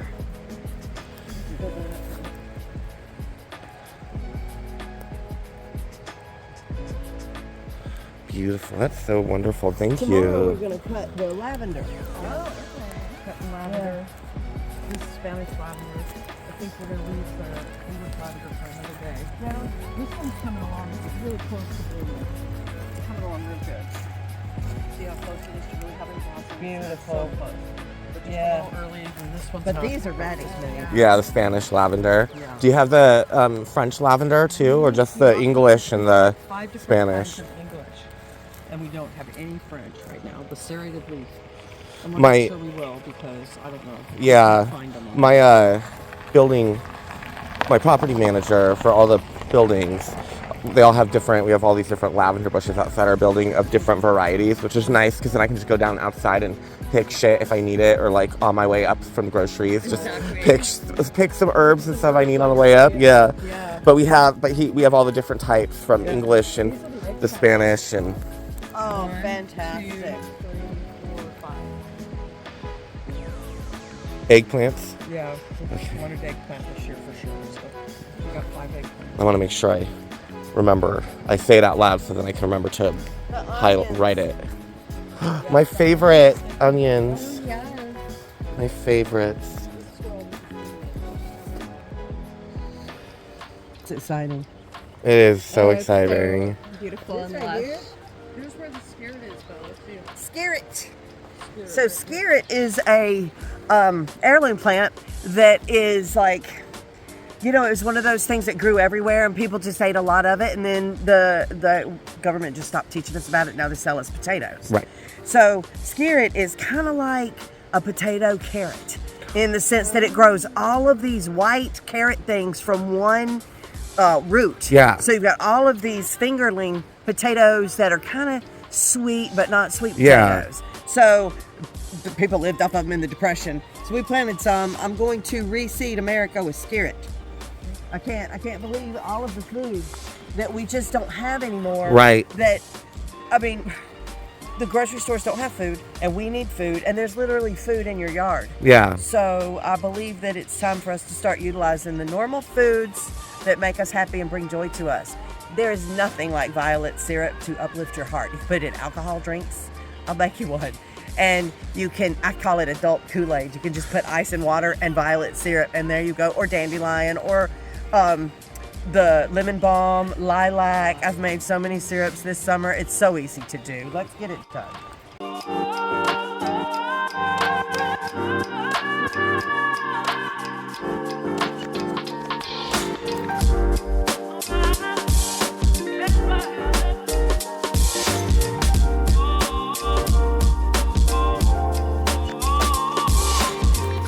We meticulously picked them earlier today. We did. Pulled all of the petals off, and they're ready to make syrup with. So you have to pull all of the petals off because it'll be bitter if you get any of the green in. Yes. It's just bitter.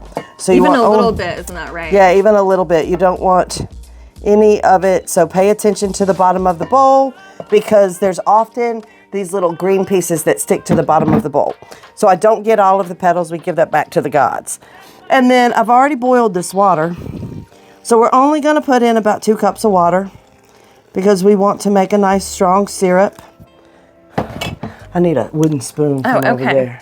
Should you grab a wooden one all the way against the window? Oh, gosh. Wooden spoon. There you go. Any of them will do. Fantastic. Thank you so much.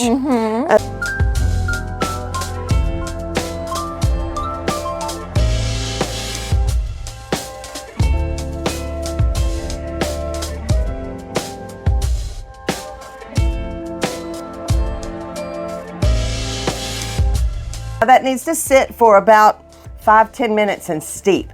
You don't really want to boil this part because it's very delicate. You don't want to lose all of the oils. You'll lose the flavor. Just let it steep. Okay, so we are back. It has been the 10 minutes. Okay, so let's look at what we got here. All right. No. Look at that Look color. at that. All of the color in the petals has transferred into the water. Beautiful. Isn't that pretty? What we're going to do next is strain this out. We're going to use a series of strainers, a wide mesh and then a small mesh to get out any small particles. And then we will add sugar. Okay. All right, so here we go. So just take this part and we pour it. Thank you for holding it. Of course. Isn't that color amazing? Oh, I know. It's So lovely. Get all this out because we're going to have to use this pan. And I love it because it literally looks like all the color came out It does. of the petals. Yes. Oh yeah, look at how violet that is. Isn't that beautiful? So beautiful. All right. So Now what we're gonna do is we're gonna mix all this sugar in.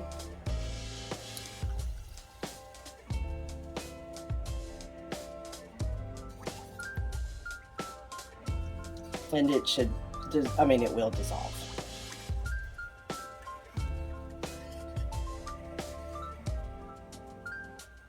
We're gonna wait, make sure that all this dissolves. Okay. I'm sure it will though, look, it's already. Oh yeah, it already is.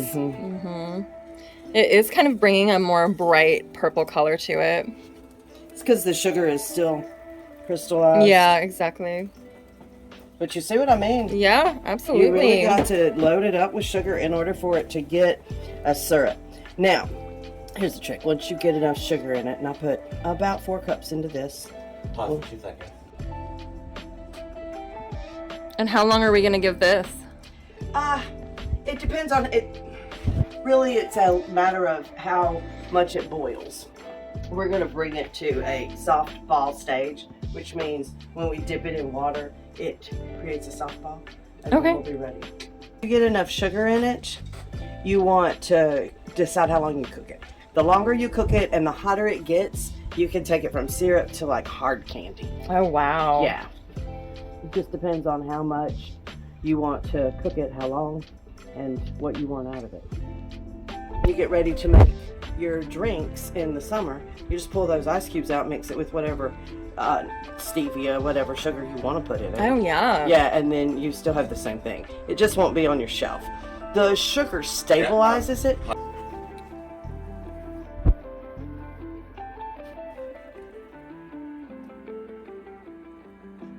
This is boiling. It's right under softball stage. Okay. Okay, so I'm going to make you a cocktail and just plain water. So we're going to start out with violet syrup in both of them. And then I need some rum from over there and I need water from over here. Okay.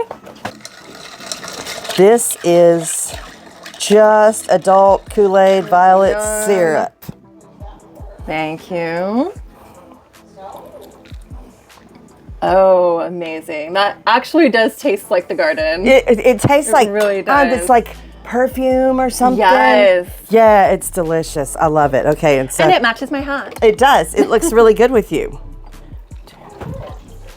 What a lot of people don't know is I'm a certified mixologist. I graduated from the Atlanta School of Bartending. Did you really? Yeah, but I didn't pay for my degree. I dated the owner, so it's okay because it was cool.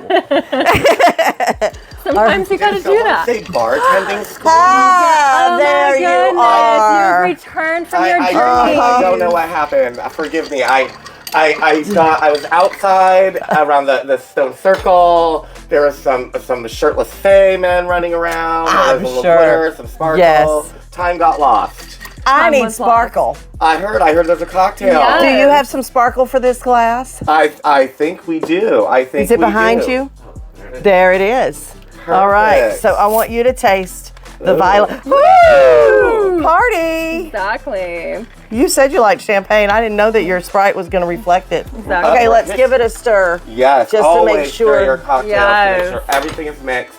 Otherwise, as you know, because I heard that you are a certified mixologist. I am. From the Atlanta School for Bartending, which get yourself a girl from Atlanta to make you a drink, or any girl in Georgia to make you a drink. Exactly. That's so true. They will know what they're doing.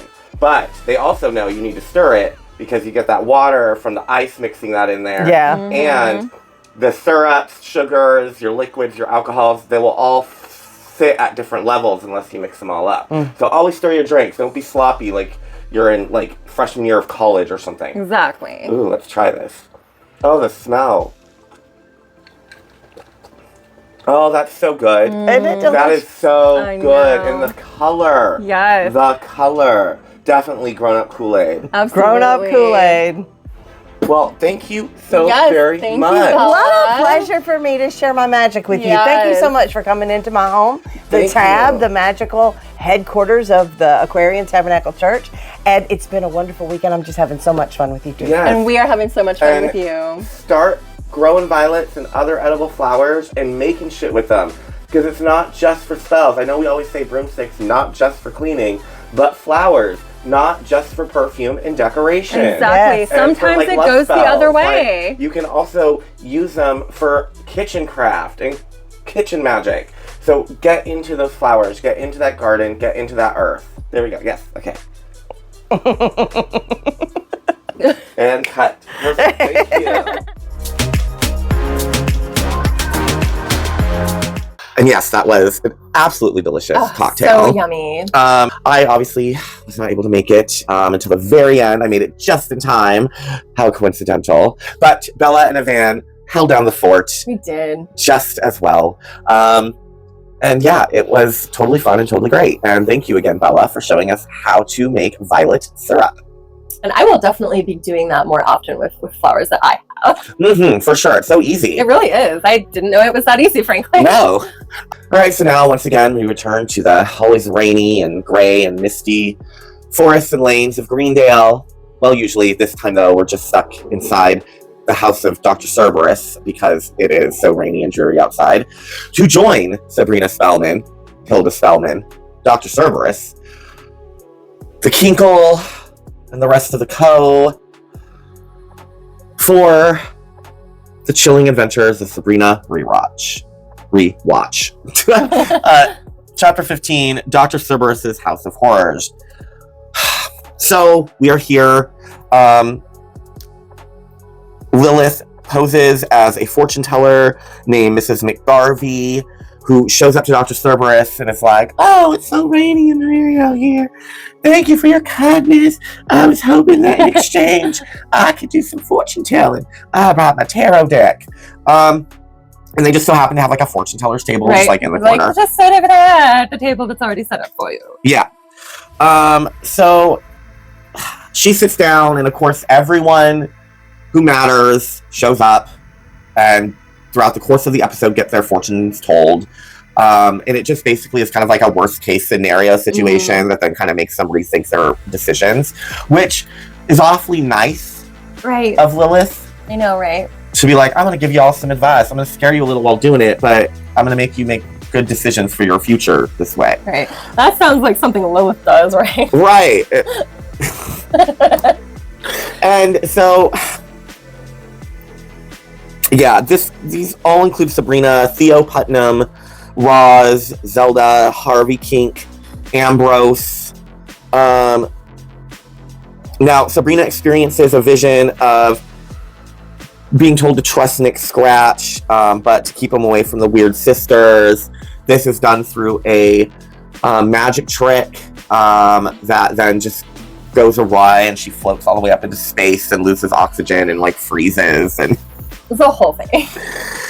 Theo steals a incantation potion, whatever, to make a kind of like poultice slop that will turn him into a man in every sense of the word biologically. And it goes awry, and Very horribly. he just did too much and whatever, and ends up becoming wood. His hard-on, just his morning wood just becomes Actual wood. Actual wood. And then it spreads to the rest of his body. Yeah. Roz is considering a surgery to get her vision back that the church would pay for, because her dad is shiesty. Her minister dad is a shiesty shice like that, and apparently like everything that they have is paid for by the congregants of the church. Roz now has a problem with it. She didn't then, but now she does. But what she finds out is that she got her sight back at the expense of another girl's eyeballs. And so the girl like tries to like attack her to get her eyes back. And so Roz comes out. She's like, never mind, I'm just gonna stick with being blind. Zelda has to keep Letitia's whereabouts secret from Father Blackwood, the other baby, but I guess she has the baby hiding. She hides the baby with someone in order to get through the wedding or whatever, and then she goes to check on the baby, and the woman is now went from like a hag crone to like super young and youthful, and she like ate the baby and conceived the baby magically to make herself young, and Zelda's like, no! But like, she did it, and then the chick shows up to the wedding, and she's like, oh my fucking god, no. But she's like, watch it, bitch. You say anything, I'll tell Father Blackwood that you gave me his baby, that you stole from him and lied and said was dead, and then I ate it. And then Father Blackwood hooks up with her before the fucking union, before they walk down the aisle. So it's just like a whole fucking like mess. Harvey decides to pursue his artistic career in Greendale after having a vision of going to like Newport. for some artist retreat. Right. And his roommate is like painting basically Lucifer, the dark god, whatever, Lucifer Morningstar as a demon. And then Harvey wakes up and the guy is like hung himself. Yeah. And so Harvey's like, I'm just gonna stay home and not leave town. Ambrose learns that Father Blackwood actually wants to kill all of his female relatives, so Zelda, Hilda, and Sabrina. He also has found out that Luke is dead. His boyfriend Luke is dead, and Father Blackwood is the reason why. And then, as a result, as predicted in the premonition, Father Blackwood does indeed invite Ambrose to join the Judas Society, which was a secret society that Father Blackwood headed, that Luke was a part of, and that he is now dead in service for. So that's kind of where it was. It all just like happened in the store. Yeah. It was a filler episode. It was just one of those where they were like, okay, like we have X amount of episodes for the season that we need to fill. This is our storyline. Okay, well, fuck. We have like a couple episodes with nothing going on in them. So they were just like, well, what if we do this kind of filler episode and stick it in between, halfway in between? It's kind of what this is. Yeah. And it was fine. It was fine.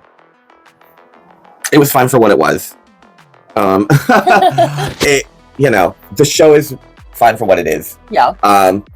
This episode was not very entertaining. Usually we crack a lot more jokes we find that we can make, and we have a lot more fun. This episode wasn't really fun. It was just really one of those segmented filler episodes, like flashback episodes. Yes. Which Golden Girls, I love you, but oh my god, gosh, there's so many flashback episodes, and they're just filler. And what you want is the plot of the actual episode. Exactly. Like, oh, the daughters are coming. Where are we going to put them for the week? My niece and your nephew and your grandson, blah blah blah. They're all coming. Where are we putting everyone for the weekend? Right. That's the episode I want. Is once everyone gets there. Instead, it's a flashback episode of everyone remembering a time when the last time we had to do this, or do you remember? And it's not even like scripted flashbacks. It's literally just replays of previous episodes of the Golden Girls. Yeah, it's literally just flashback episodes. It's literally just segments recalling when, and the filler is the in between of the segments, but that's it. And you're like, why couldn't you have just written the episode about all 8 of these relatives coming to visit all at once? Exactly. Although they are really great for putting on like while you're cooking dinner, because you've seen all of them. Yeah, and before, so you're right,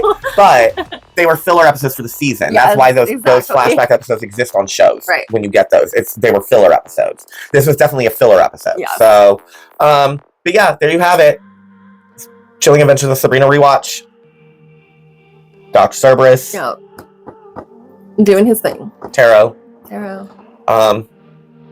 Which that connects to the Smithsonian exhibit. Exactly. So I mean, it's kind of the perfect time to be watching this episode. Yeah, honestly. it ended up totally coincidentally being the right episode for this episode, for the news. So thank you, Sabrina, for placing your filler correctly. Yes, thank you. We appreciate it. Unlike some people who put their filler in the wrong spots and it looks terrible. Exactly. All right. So next, we have a very special SpellCraft where we are once again joining Belladonna LaVeau, Arch-Priestess of the Aquarian Tabernacle Church, as she teaches us how to properly make a magical incense blend. All right, witches. So for this Green Man extravaganza weekend here at the Aquarian Tabernacle Church's mother church in Index, Washington, we have a very special SpellCraft with none other than our wonderful, lovely Arch-Priestess of the A.T.C, Belladonna LaVeau, to educate us, teach us, and show us the beautiful, wonderful, and kind of disappearing art and spellcraft that is hand-blended, handmade magical incense blends.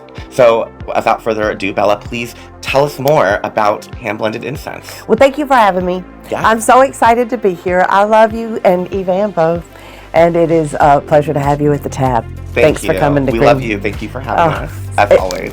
So hand-blended incense is something that was taught to me as a very young witch way back when, and I have these special recipes that my teacher taught me that were passed down. A lot of people think that you can just put a bunch of herbs in a jar and that makes an incense, but that is not true, my friend. There is a talent and a certain guideline that you follow to make hand-blended incenses, and I'm going to tell you on the show how to do it correctly. which we love the tea on everything. So please share us the tea on that. So joss sticks are the long sticks that you light and you wave in the air and you put on a censer. Right. Okay, and then cones are the little cones you light them and they burn on their own. Yes. Hand blended incense won't burn on its own. Right. So you have to have charcoal discs. And you get these, most magical shops, metaphysical bookstores, all those kinds of places will carry hand blended incense and charcoal discs. Yes, and speaking of, we've done this on the show where we showed how I could not get a charcoal disc to light. So I'm really excited that we're going to finally show you on the show how to properly light these things. So now maybe I can properly light it. So the trick to lighting a charcoal disc is you have to get the sparks going. And then they will light themselves all the way across the disc. But you got to make sure that you're watching them do it, and you cannot put incense on it until that happens. You got to let it do its thing.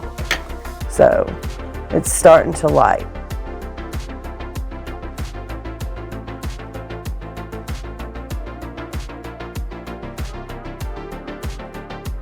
That's going to have to sit. It's warm. Put your hand over it. Oh, it is. It is. It's, so yeah. That's going to have to sit. I'm going to put this underneath it just to make sure it doesn't burn my table. That probably isn't enough. Let me get this. Oh, now it's doing it. Now it's doing it.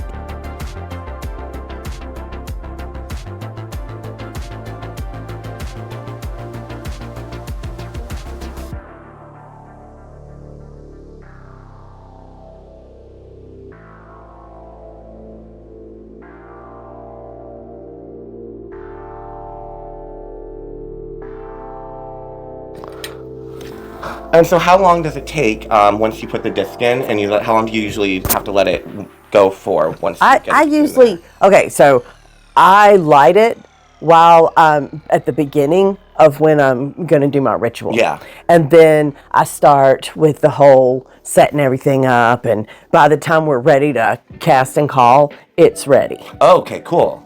That's good to know. Because that's what I was like, trying to figure out the timing of it has always been... The whole process, like I'm learning this. I thought to me, this always seems so much more complicated than it actually is. Yeah. So far. No, it's a time thing. Yeah. We're not used to the time thing. And does that usually take like 10 minutes, 15 minutes? Yeah, really. Okay, and then it's got about 45 minutes, it'll be done. By the time ritual's over, it'll be done. Okay, cool. So it literally, once that's you let it kind of warm and cook for about 15 minutes or so, and then it's by that point ready to put your herbs and stuff, and then you get basically at that point you get 45 minutes out of it. Mm-hmm. Once it's warm, it's cooked up, you get about 45 minutes of time. Okay, that's really cool. Awesome. So yes, please continue. Well, this is the one I took the top off of. This is prophetic dreams and invoking. I can smell the lavender in there, and I can smell the mugwort in there. Mm-hmm. And is it Damiana? Or is it patchouli? Maybe. Oh, no, I think there's some orange in there. I'd have to get the recipes out. They're very involved. There's a bunch of different things in there. Might be in there too. Probably, could be. You can see the lavender. Yeah. And I think cinquefoil. I like how moist it is. Like, see how it doesn't It's separate? Moistness to it. See how it doesn't separate? It's the same thing all the way across. Okay? If you put a bunch of herbs in a jar, you and I both know that the fluffy stuff will float to the top and the heavy stuff will go to the bottom. Yeah. That does not make a hand-blended incense.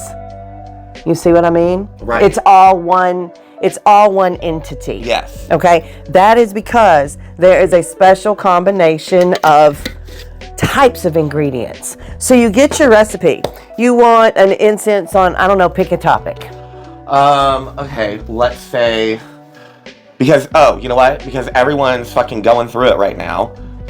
Money drawing incense. Prosperity. Okay. Yeah. So what do you know about prosperity herbs? So you want to pick out whatever prosperity herbs you want to put into your thing. Basil, rosemary, bay, the mint, peppermint, the usual suspects. In there. Dragon's blood. And people are like, Bella, how do you have all these herbs? Well, when you don't have the herbs you need, you go to the store and buy them. Same thing with spice cabinets. If you need dragon's blood and you don't have dragon's blood, you go buy it. Yep. And then the next time you need dragon's blood, you have it in your cabinet. So whatever you don't have in your cabinet for whatever spell you want, you go and get those herbs from wherever. Now you can go to your Produce local section at the grocery store. I'm gonna tell you, you can go to your local metaphysical bookstore, or you can go to farms. Farms sell herbs. You can go to your metaphysical bookstore and spend $10 on this, or you can go to a hookah shop and spend $1.50. Yes. Spend $10 on a whole box. Okay, it's where you get your stuff, really. So don't want to give you too much insider. My vendor friends will call me and be like, "What are you doing? You're giving away all our stuff." I had a very old prominent vendor, established prominent vendor in the community. She says, "You guys really want people to have your things?" And I said, "I do. Why?" It's just because we charge way more for the things. And I was like, "Yeah, well, my people are students, and I want them to have the things they're learning tools." So I get grief about giving away all the inside secrets. But here we go. This is the inside secret, okay? So pick out your herbs that you want, and then some of them make it a resin. Okay, now resins are real flat notes, like they're bottom tones. And when I say flat, I mean they're stable. Yeah. Not that they're boring. They're like, they have broad capacity. So like frankincense, it's like love and protection, right? It's not all of these intricate things. What is the one that is for prosperity? Do you know which? I mean, there's several. Yes, there's several. I mean, there's gum arabic, there's frankincense. There a lot of them. The Conqueror. Gum, like a resin. High John the Conqueror resin?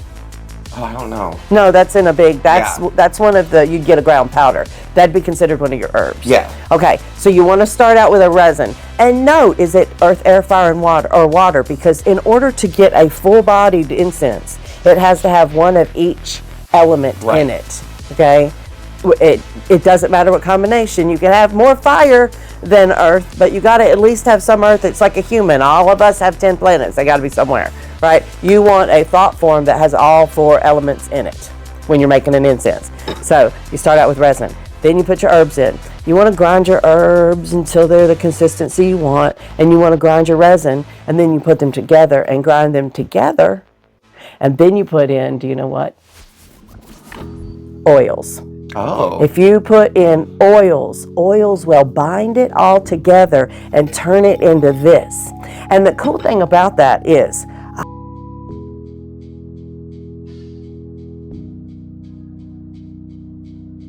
All right, so you guys are like, Marcus, you seem so perplexed by all of this, and normally you're so knowledgeable about like fucking everything. What's going on? Well, like so many of you, I usually just buy my incense and my blends and shit already done. Like, obviously I still get them from high quality witches and vendors and shops, but like so many of us, and what she's talking about and why we're doing this, I'm already buying the incense sticks already made. I'm already buying the cones already done. I'm already buying the resins done. I'm already getting the blends already blended and ready to go. And because, as you guys have seen and I've said, if I can't do that, I just put it in a little envelope, paper envelope, seal it, and then fold it up and just light that on fire with the blend in it. But I don't do it myself. So when, yes, I sound very perplexed in terms of like what you add to do all this, because I'm learning it for the first time with a lot of you. So that's, yeah, I'm not stupid, just learning. no, everybody, well, that's why I said it's pretty much a lost art. People really don't do is, it anymore. And so I want to show you what happens with these individual different mediums so you'll understand why we have to mix them up. You ready? Mm-hmm. Okay, here's what happens when you drop oil on the charcoal disc.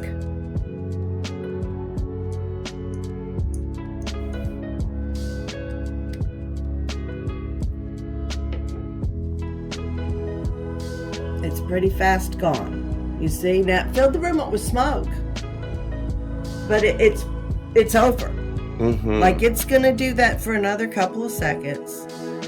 Now that's only gonna sustain you for a couple of seconds. See, it's already gone. Now there's a beautiful smell in the room, but it's already gone. And that is not going to sustain you for a ritual. You have to keep putting oil on it. All right, so let's put some lavender on it. This is harvested in Demeter's garden up at the top of the hill. And that's perfect for luck, prosperity, prophetic dreams, love, true love, and love of friendship and family. Now, again, beautiful smoke. Mm-hmm. Not really as lavendery of a smell as one would expect from... No. Because that is the herb and not the oil. Right. When you get a joss stick, it's got oils in it. Okay. Okay, so, but once again, it's going to go away pretty quick, and it already smells like charcoal-y. Mm-hmm. See how fast that went? Yeah. Yeah, we didn't put that on the camera at all, but people will get the... Yeah, I mean, they softened it. Yeah. Okay. All right, so this is a resin, Yes. okay? Yes. So this is, I'm just going to drop one little resin pearl on here. Still will go pretty fast because it doesn't have anything to hold on to. So a resin is going to burn slower, but it'll still burn really fast once it starts bubbling like it is right now.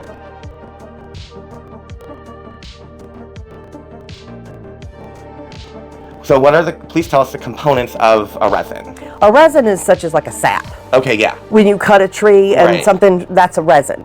And so this is a resin, and it will also burn, but it'll bubble down kind of quick, and then it'll also be gone pretty quick because it doesn't have anything else to hold on to. All of these components need each other to hold on to stuff. So, which I think is really beautiful because here you go.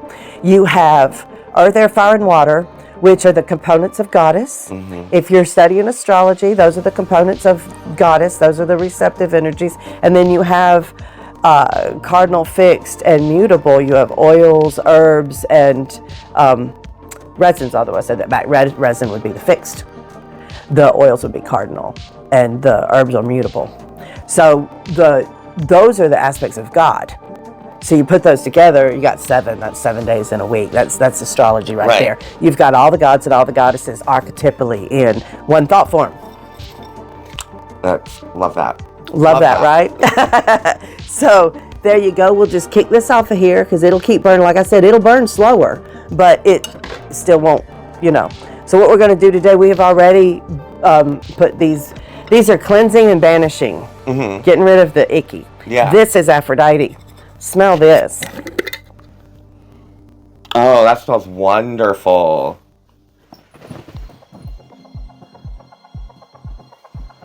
You can see the roses in there and stuff like that. Okay, so we take some of this. Oh, if you guys are wondering, Van's on the other side of the camera. She's here. She's just over there. That's who was smelling that. What you're going to get out of this is a nice, slow, even burn that will last 15 minutes, maybe 20 minutes while you're doing your spell work. And you might have to replenish it once during the ritual. But you're going to feel the magic of this incense much differently than you do a joss stick or a cone incense, because this one is a fully embodied thought form.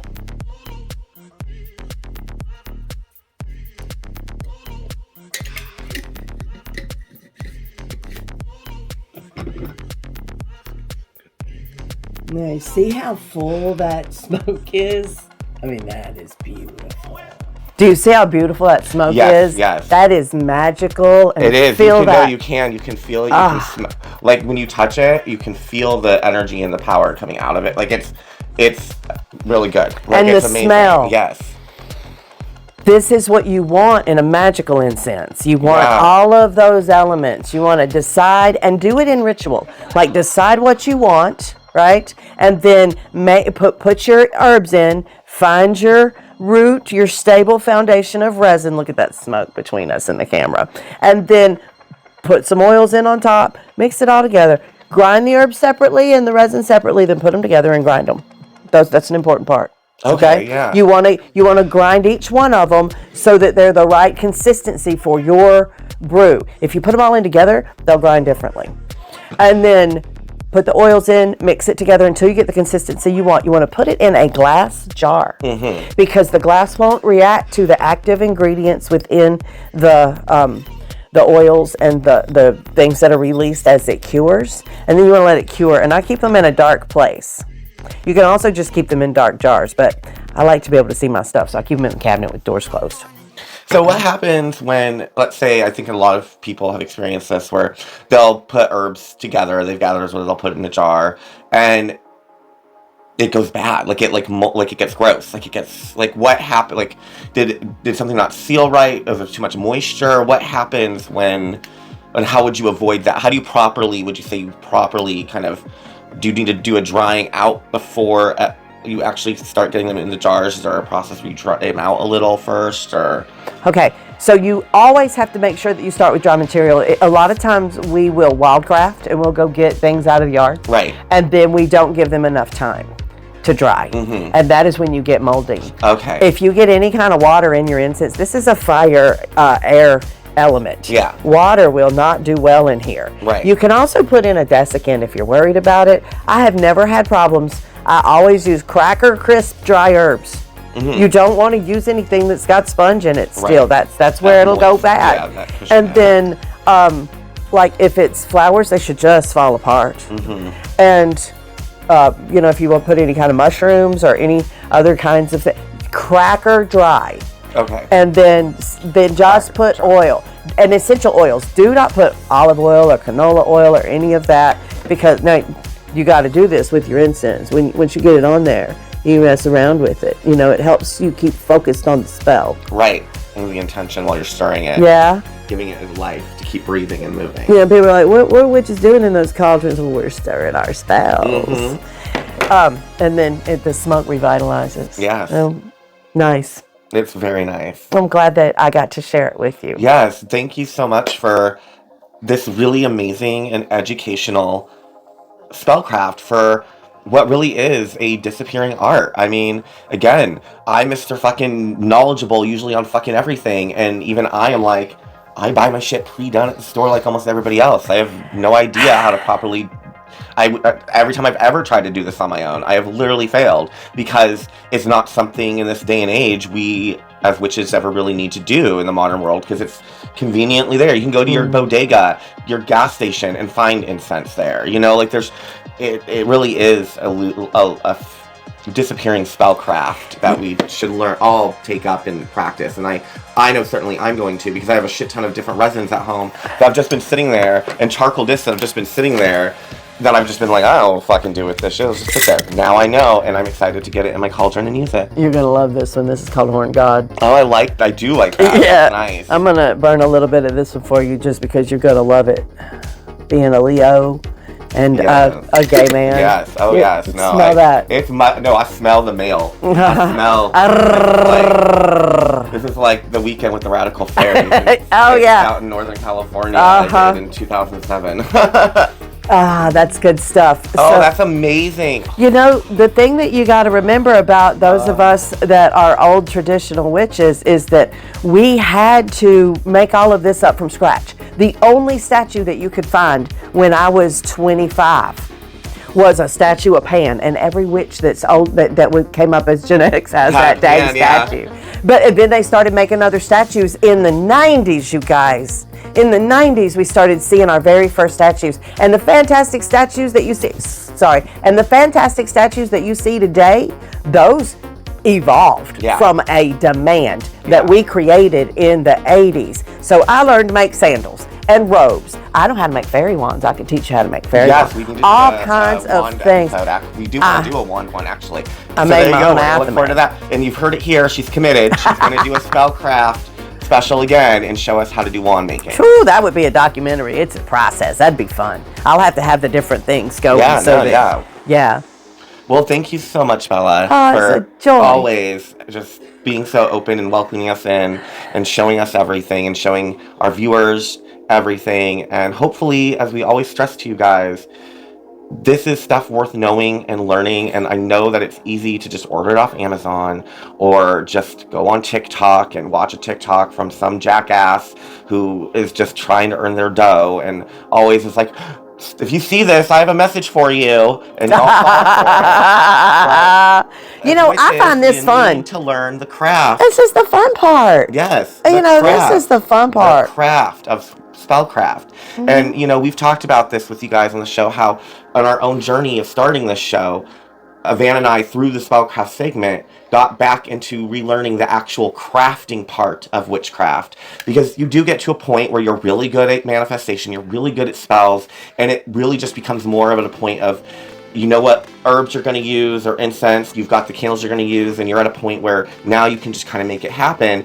and you kind of stop doing the craft part. Yeah. But we need to know the craft. The craft of spellcraft is so important. So please, you guys, if you guys aren't doing this, join me in this journey of now starting to do your own blends and your own fucking lighting your own discs, and let us know in the comments.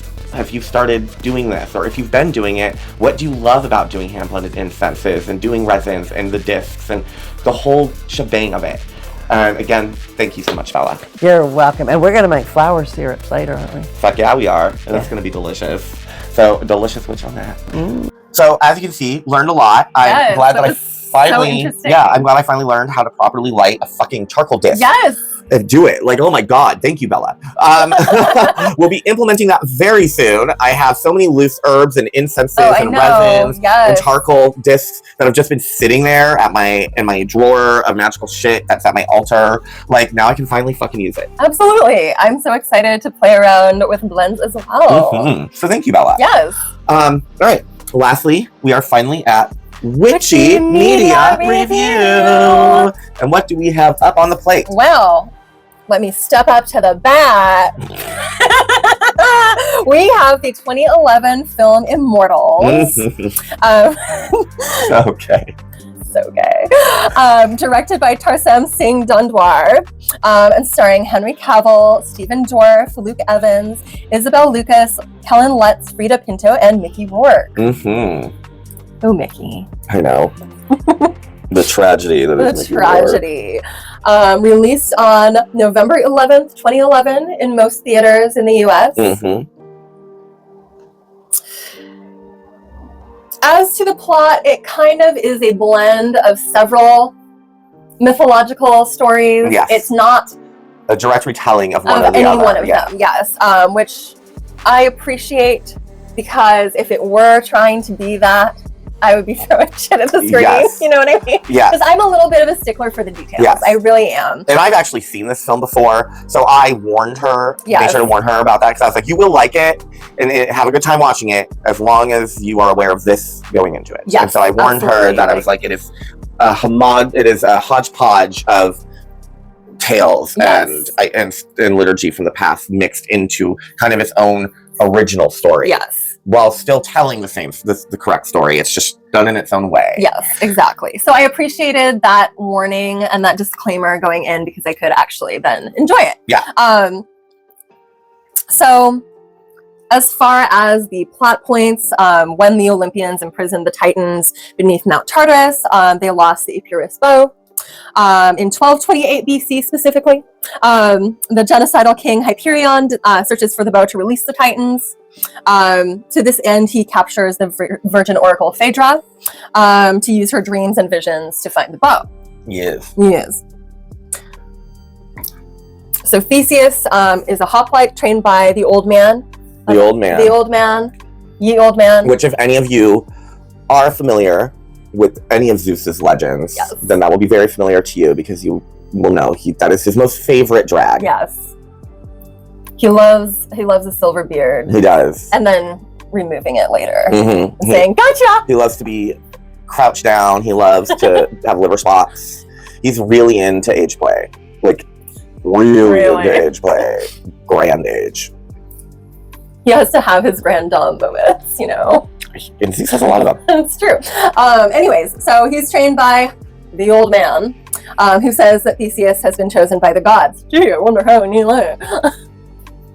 So he and his mother Aethra are outcasts due to Theseus being a bastard. Gee, I wonder how that happened. There's a story of like all of Zeus's children. Literally, too. I know. All their mothers end up being outcasted as big hoes, because everyone's like, they're sluts, because and then Right.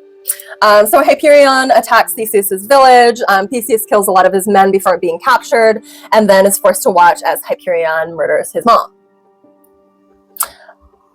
The Olympians, especially Athena, are sympathetic to the humans suffering at Hyperion's hands, but Zeus forbids them from interfering in mortal affairs, which is pretty funny. Given. Yeah. So unless the Titans are released, they pretty much just have to have faith in mankind's free will to defeat Hyperion. The other gods are skeptical. They've noticed that mankind's strength of will is beginning to fail. Zeus himself has trained Theseus in the guise of the old man, of course, but reasons that he has helped him as a human as opposed to a god. So anyway, Theseus is made a slave in a salt mine. Phaedra is being held captive nearby. She sees a vision of Theseus embracing Hyperion.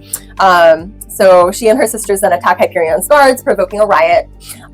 She uses the chaos to escape with Theseus and the other slaves. They pursue Hyperion, but they are overwhelmed by his forces while trying to seize a boat. Poseidon, who is unseen by Zeus, dives from Olympus into the ocean and causes a tidal wave that wipes out Hyperion's men. Afterwards, Phaedra then sees a vision of Theseus standing near a shrouded body. Again, bringing it back to the funeral shrouds. I know. This episode is so well timed. It really is. So she takes that to mean that Theseus must return home to bury Aethra. Mm-hmm. So he does so. He buries her beneath the village's sacred labyrinth. And as he's doing so, he discovers the Epirus bow inside of it. He frees it from the rock that it's lodged in, but he is attacked by Hyperion's henchman, the beast whose armor resembles the Minotaur. Mm-hmm. Theseus kills him and uses the bow to kill his allies' captors before collapsing from the poison scratches inflicted by the beast. Yes. So Phaedra tends to Theseus and his wounds, and then she falls in love with him. And then there's that bounce. She go, wow, wow. That happens, which was a big no-no. Exactly. She was a virgin oracle. So basically, she asks him to take her virginity. So she wouldn't have visions. Yeah, so that she will no longer have her visions and will just be free to live a normal-ass life. She asked him to plug it up. Carrie.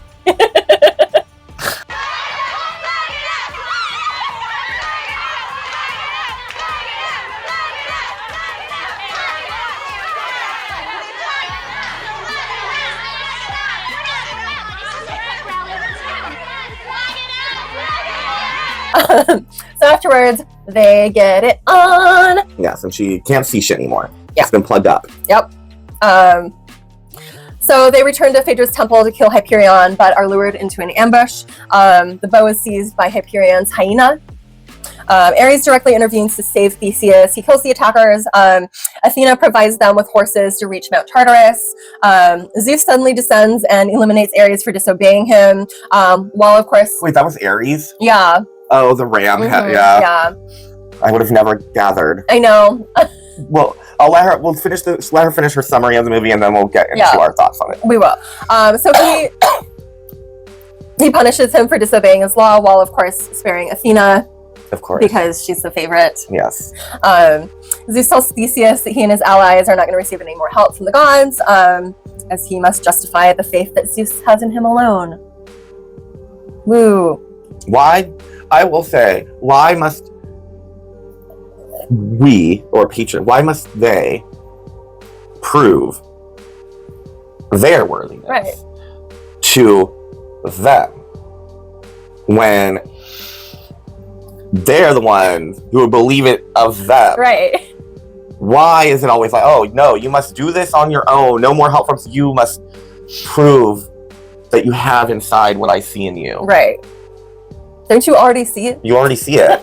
Why do I have to prove it?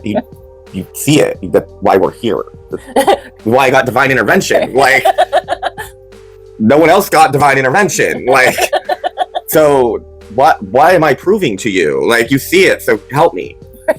It's kind of like when restaurants will hire you to test you for the night, and you get paid in a meal, and no matter how good of a server you were, and you help them through like a fucking rough ass, fucking horrible busy night, and then they're like, thanks, but we just don't have the room. Like, you don't get the job, even though you fucking killed it. But it's because of that scam that started during the fucking right before the fucking collapse of 2007, where restaurants started doing this, where it was like, we'll hire you and try you out for a night, and they just work you and get whatever they can out of you for a night, and then pay you in a meal, and then send you on your way. Right. That's what that is. That's 100%. You have to prove to us. I did.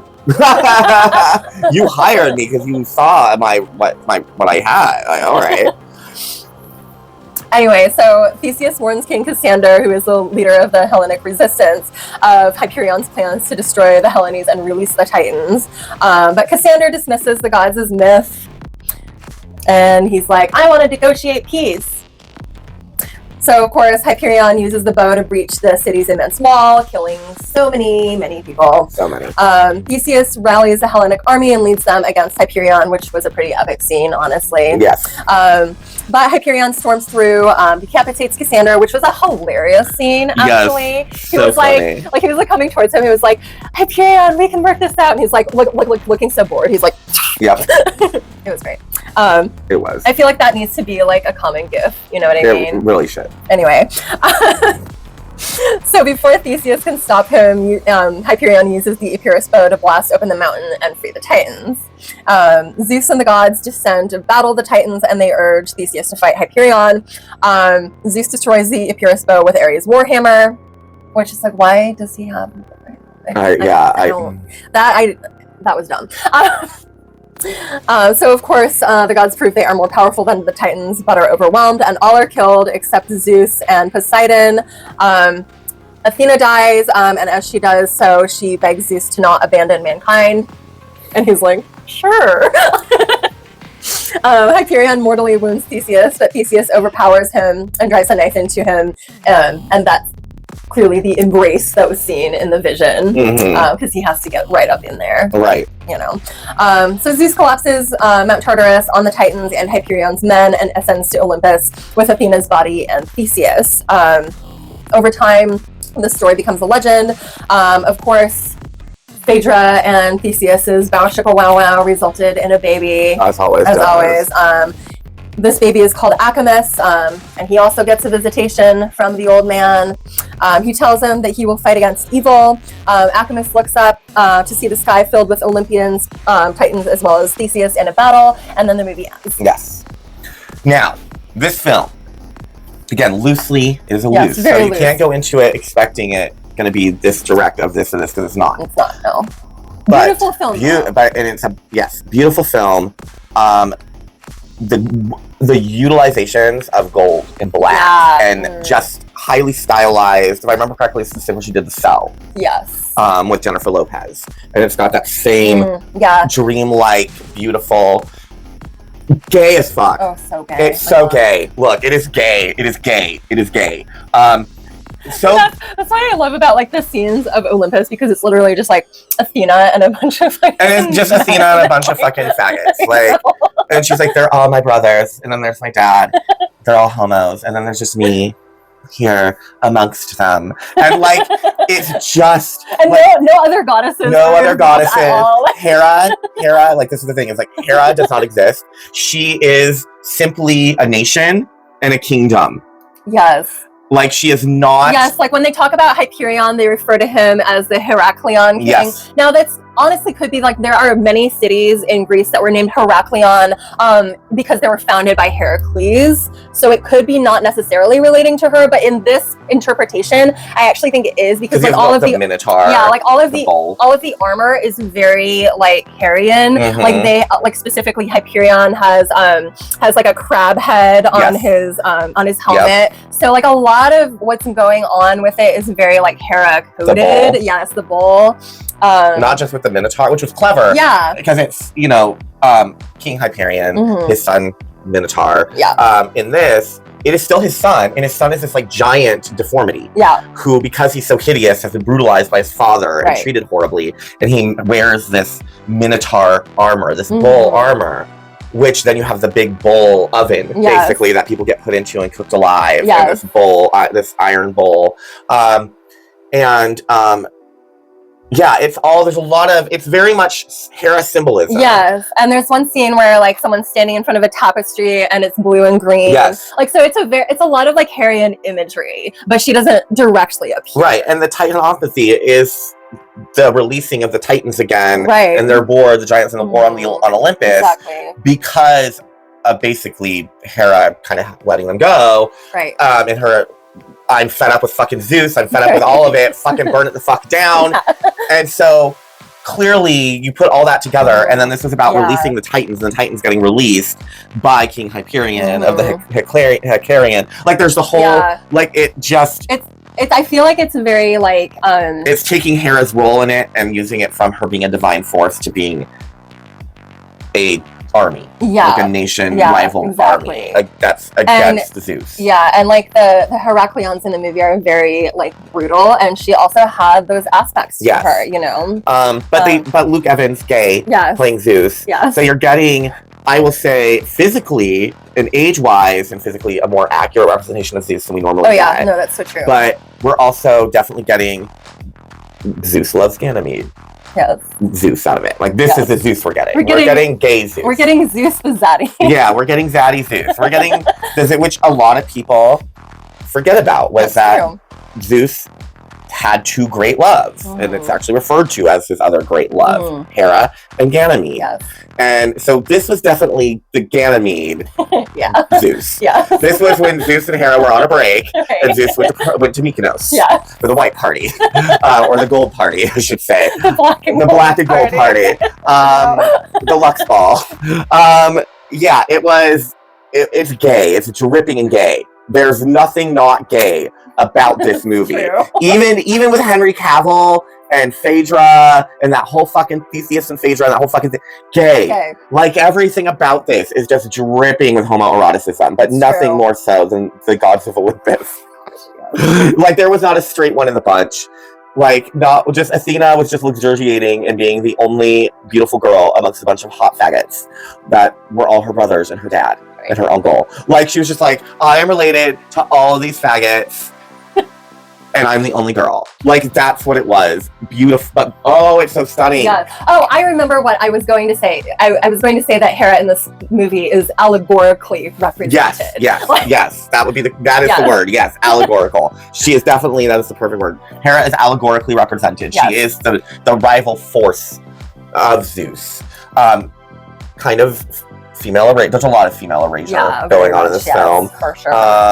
But that being said, is it worth watching? Absolutely. Yes. It actually is worth watching. It's for all of them, like, not so you take it seriously. Like, not No. because it's a serious film about, like, don't, you know, but like, for like an aesthetically fun, entertaining, beautiful, eye-candied 2-hour ride that you're still getting the stories of these three Greek tales, but kind of just blended into each one. other, yeah. It's really good. Yeah. Would I give it a full moon? Absolutely not. No. Absolutely not. I thought that good. No. But does it get a waxing crescent? Yeah. Absolutely. Am I going to give it a waxing gibbous? No. No. But I'm giving it a waxing Yeah, crescent. exactly. And a full crescent, like a fatty crescent. Yeah, for like sure. the marshmallow crescent moon shape in Lucky Charms. Like that kind of fat crescent moon Mhm. shape, for sure. A squishy moon. A marshmallow moon, for sure. Waxing gibbous? No. Full moon? Absolutely not. No. Absolutely not. Waxing crescent? Yes. Yes. It's like, I'm sure it's maybe a full moon if you're specifically just using it to jerk off too. Oh my god, yes. If you are using it for bait, for your spank bank, Yeah. like, and it's just bait material, oh, it's a full moon. I mean, no matter which way you swing, there's something for you in it. I mean, in that regard, it's a super full moon. Like, in that regard, it's a fucking super full moon. I'll just tell you. Like, not that I have done it yet, but have I considered it before? I have. Like, after I saw, like, even when I first ever saw it, I was like, I had to just, like, put this on and, like, literally just, like, play 5 minutes of this thing. And, like, Done. like, holy fuck. Like, not because I'm that quick, but because, like, in some scenes, it's that hot. Yeah. Like, it's just that hot. You're like, oh, okay, all right, I'm done. I have blown everywhere. Like, I Right. blew a hole in my jeans. Like, or summer, so my horse shorts. Right. But yeah, as spank bank material, this movie is a super full moon. As just a movie, though, No. it's a good time. It's a waxing crescent. Good way to kill 2 hours if you want to watch something pagan. You want to watch a bunch of beautiful people and barely nothing act homoerotically with each other, and somewhat incestuously with each other. This is the film for you. Immortals 2011. Check it out. It's worth it. It's summer. Watch something fun. Watch something sexy. Watch something black and gold. Yeah. Yeah, that's it. That's it. All right. So, sorry this was late. Again, I was sick. I know, no astrology mixology this month for June. I am so sorry. we will have Astrology Mixology for July on the new moon episode, July 14th. You're like, July 14th, if you're new here, because the last couple of episodes, Astrology Mixologies that have happened have literally been at the beginning of the month. But that was because the next episode would be at the end of the month. But normally Astrology Mixology happens in the middle of the month. That's why it's called Astrology Mixology. Right. And that's so you can see halfway what has already happened and go and see how the patterns line up, and it prepares you for the rest of the month moving forward. And then you shake that with ice and pour it into your very cold cup. Exactly. So we will be back to our regular scheduled Astrology Mixology this July 14th new moon. If you liked what you saw here, thank you so much. Thank you for sticking it out with us. Please, please, please let us know what you think in the comments about any of these movies, or if you have any ideas about your ways of making incense or doing, you know, infused beverages, syrups, etc. If you have any thoughts on, you know, pronouncing things correctly or not, you know, let us know in the comments. And please do not forget to like, comment, subscribe, hype, and share, and just help us get the word and the show out there and connect with more and more viewers. And as always, witches, remember, broomsticks, not just for cleaning.